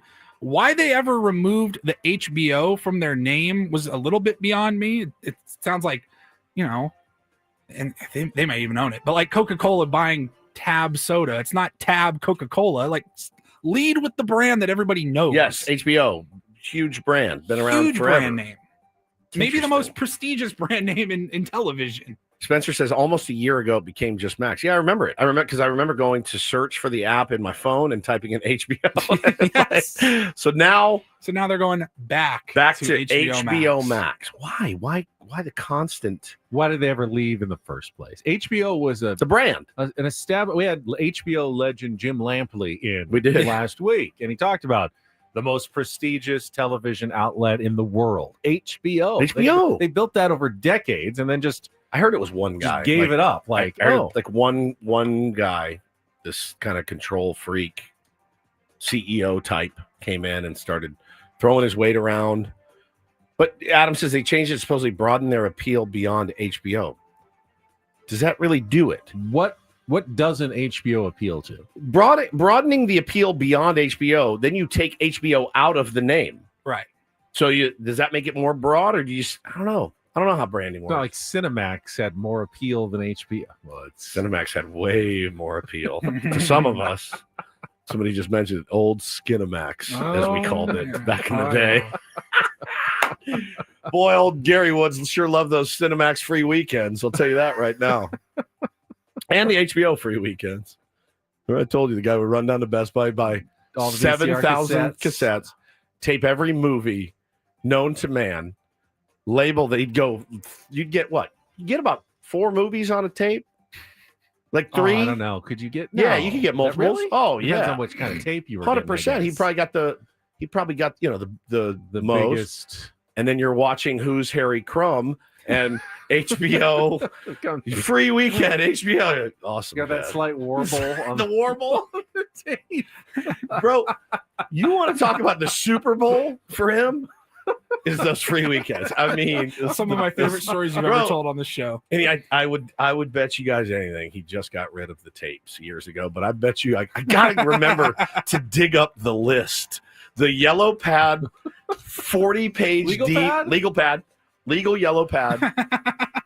1, Top Gun, Die Hard, 2. Whatever it was, and he would just go so damn nuts. Funny. He would stay up. I'd wake up and be like, "What are you doing up?" He's like, "I got to stay up. I got to record this or whatever." Freaking great, dude. It was truly his Super Bowl. And then if I don't have my own recording of a fish named Wanda, yes, I gotta have it. I gotta have it, man. I mean, it was. He just puts off all everything work and family life. responsibilities. No golf that weekend. No, because he'd pour over the. This is TV Guide day. So he'd pour over the TV Guide and he'd highlight what he wanted, and then map out his thing. 6 o'clock, Pretty Woman. Yeah, Pretty Woman. And he would sit and he would wait, and he wouldn't waste any time. So the movie would end, and he'd stop it. Wait for the next one. Record Top Gun on that. Lethal Weapon 2. Bro, it's my favorite. This is my favorite stories about my dad. It truly is. And then, but it was cool because what do we talk? What time frame here? 80s. 87 Late through 80s, 90. yeah. So 87 through 90. It's like, HBO what was- is it, $1 a month? He's like, no, I'm not doing that. HBO was still just movies, right? Like they didn't really get into like shows. No, it was all movies. Yeah, it until was just like movies. late '90s. I mean, it was all movies. It was just movie What after was the movie. first, Hey, Strange Brews coming on. It All right. wasn't the first one, but like Sex in the City, was one of the- Sopranos. yeah, those were some of the early hit shows Yeah. for HBO. But it was straight movies, and this cat would get in and he'd have his thing plotted out. And it usually went from Friday to Sunday night, yeah. And that whole weekend, you're like, oh, Dad's at it again. And he'd be like, I got 14 brand new movies. It was Arliss, so one of the good. first shows. Yeah, That's a Arliss. good one there, Nate. Yep. Yeah, good memory. It says here, just a quick Google search. Oz was Oh, 1997. That was like their first dramatic Oz. series. I remember I was in college. So 97, yeah. Yeah, that's exactly right, man. It killed me. And the list, but you'd go to the list and you'd say, all right, I want to watch. Lethal Weapon 2. Love Lethal Weapon 2. You know, all right, 14. That's on tape 14. And it's just after Great Outdoors. The reason Put it in, fast forward, and then boom, free weekend, and here we go. Lethal Weapon 2. The reason I ask about the television shows because if it was in that time frame, like let's say The Sopranos was airing on HBO, I mean, how many tapes would it take to record the whole series of these shows? It would take him forever, first of all. Well, he'd never do it because they're not going to give you the whole weekend for free. Yeah. So he honestly, I'd be like, for years, I go, Dad, have you seen The Sopranos yet? No. Why? Well, we don't have HBO. I'm like, get HBO. Just get it. It's $6 extra. Get HBO. You're missing this great show. So then comes out, Christmas one year. I buy him the DVD Sopranos. Check back in a year. You watch it yet? No, not yet. I'm like, he likes to collect. He doesn't actually use them. He just is a hoarder of movies. He wants to know he's got them if he needs them. Oh, Carlos says, I like how opposite Woods is from his dad. Woods, he paying $300 for an oil change while his dad doing everything. Why do you think to I am save this a way? dollar. El Carlos, this is why. Because this is how I grew up. My man, at 3 o'clock in the morning on a Saturday, staying up late to record Pretty Woman. This is exactly why I'm like, screw it. Just rent it, download it, whatever you want to He do. gets into the office on Monday morning with just black eyes. What'd you like, do this weekend? Oh, I was just up recording. You know how I do. Oh, it was so good, man. Building my movie store. So we good. will be back tomorrow at 6 a.m. with Paulie. Paulie's not going to be on the round table today. We do have Tony Gwynn Have Jr. fun, boys. and crew joining us in the sound space in just a couple of minutes. So we will see you then. Everyone else, have a great rest of your day. Ben and Woods on San Diego's #1 sports station, 97.3 The Fan.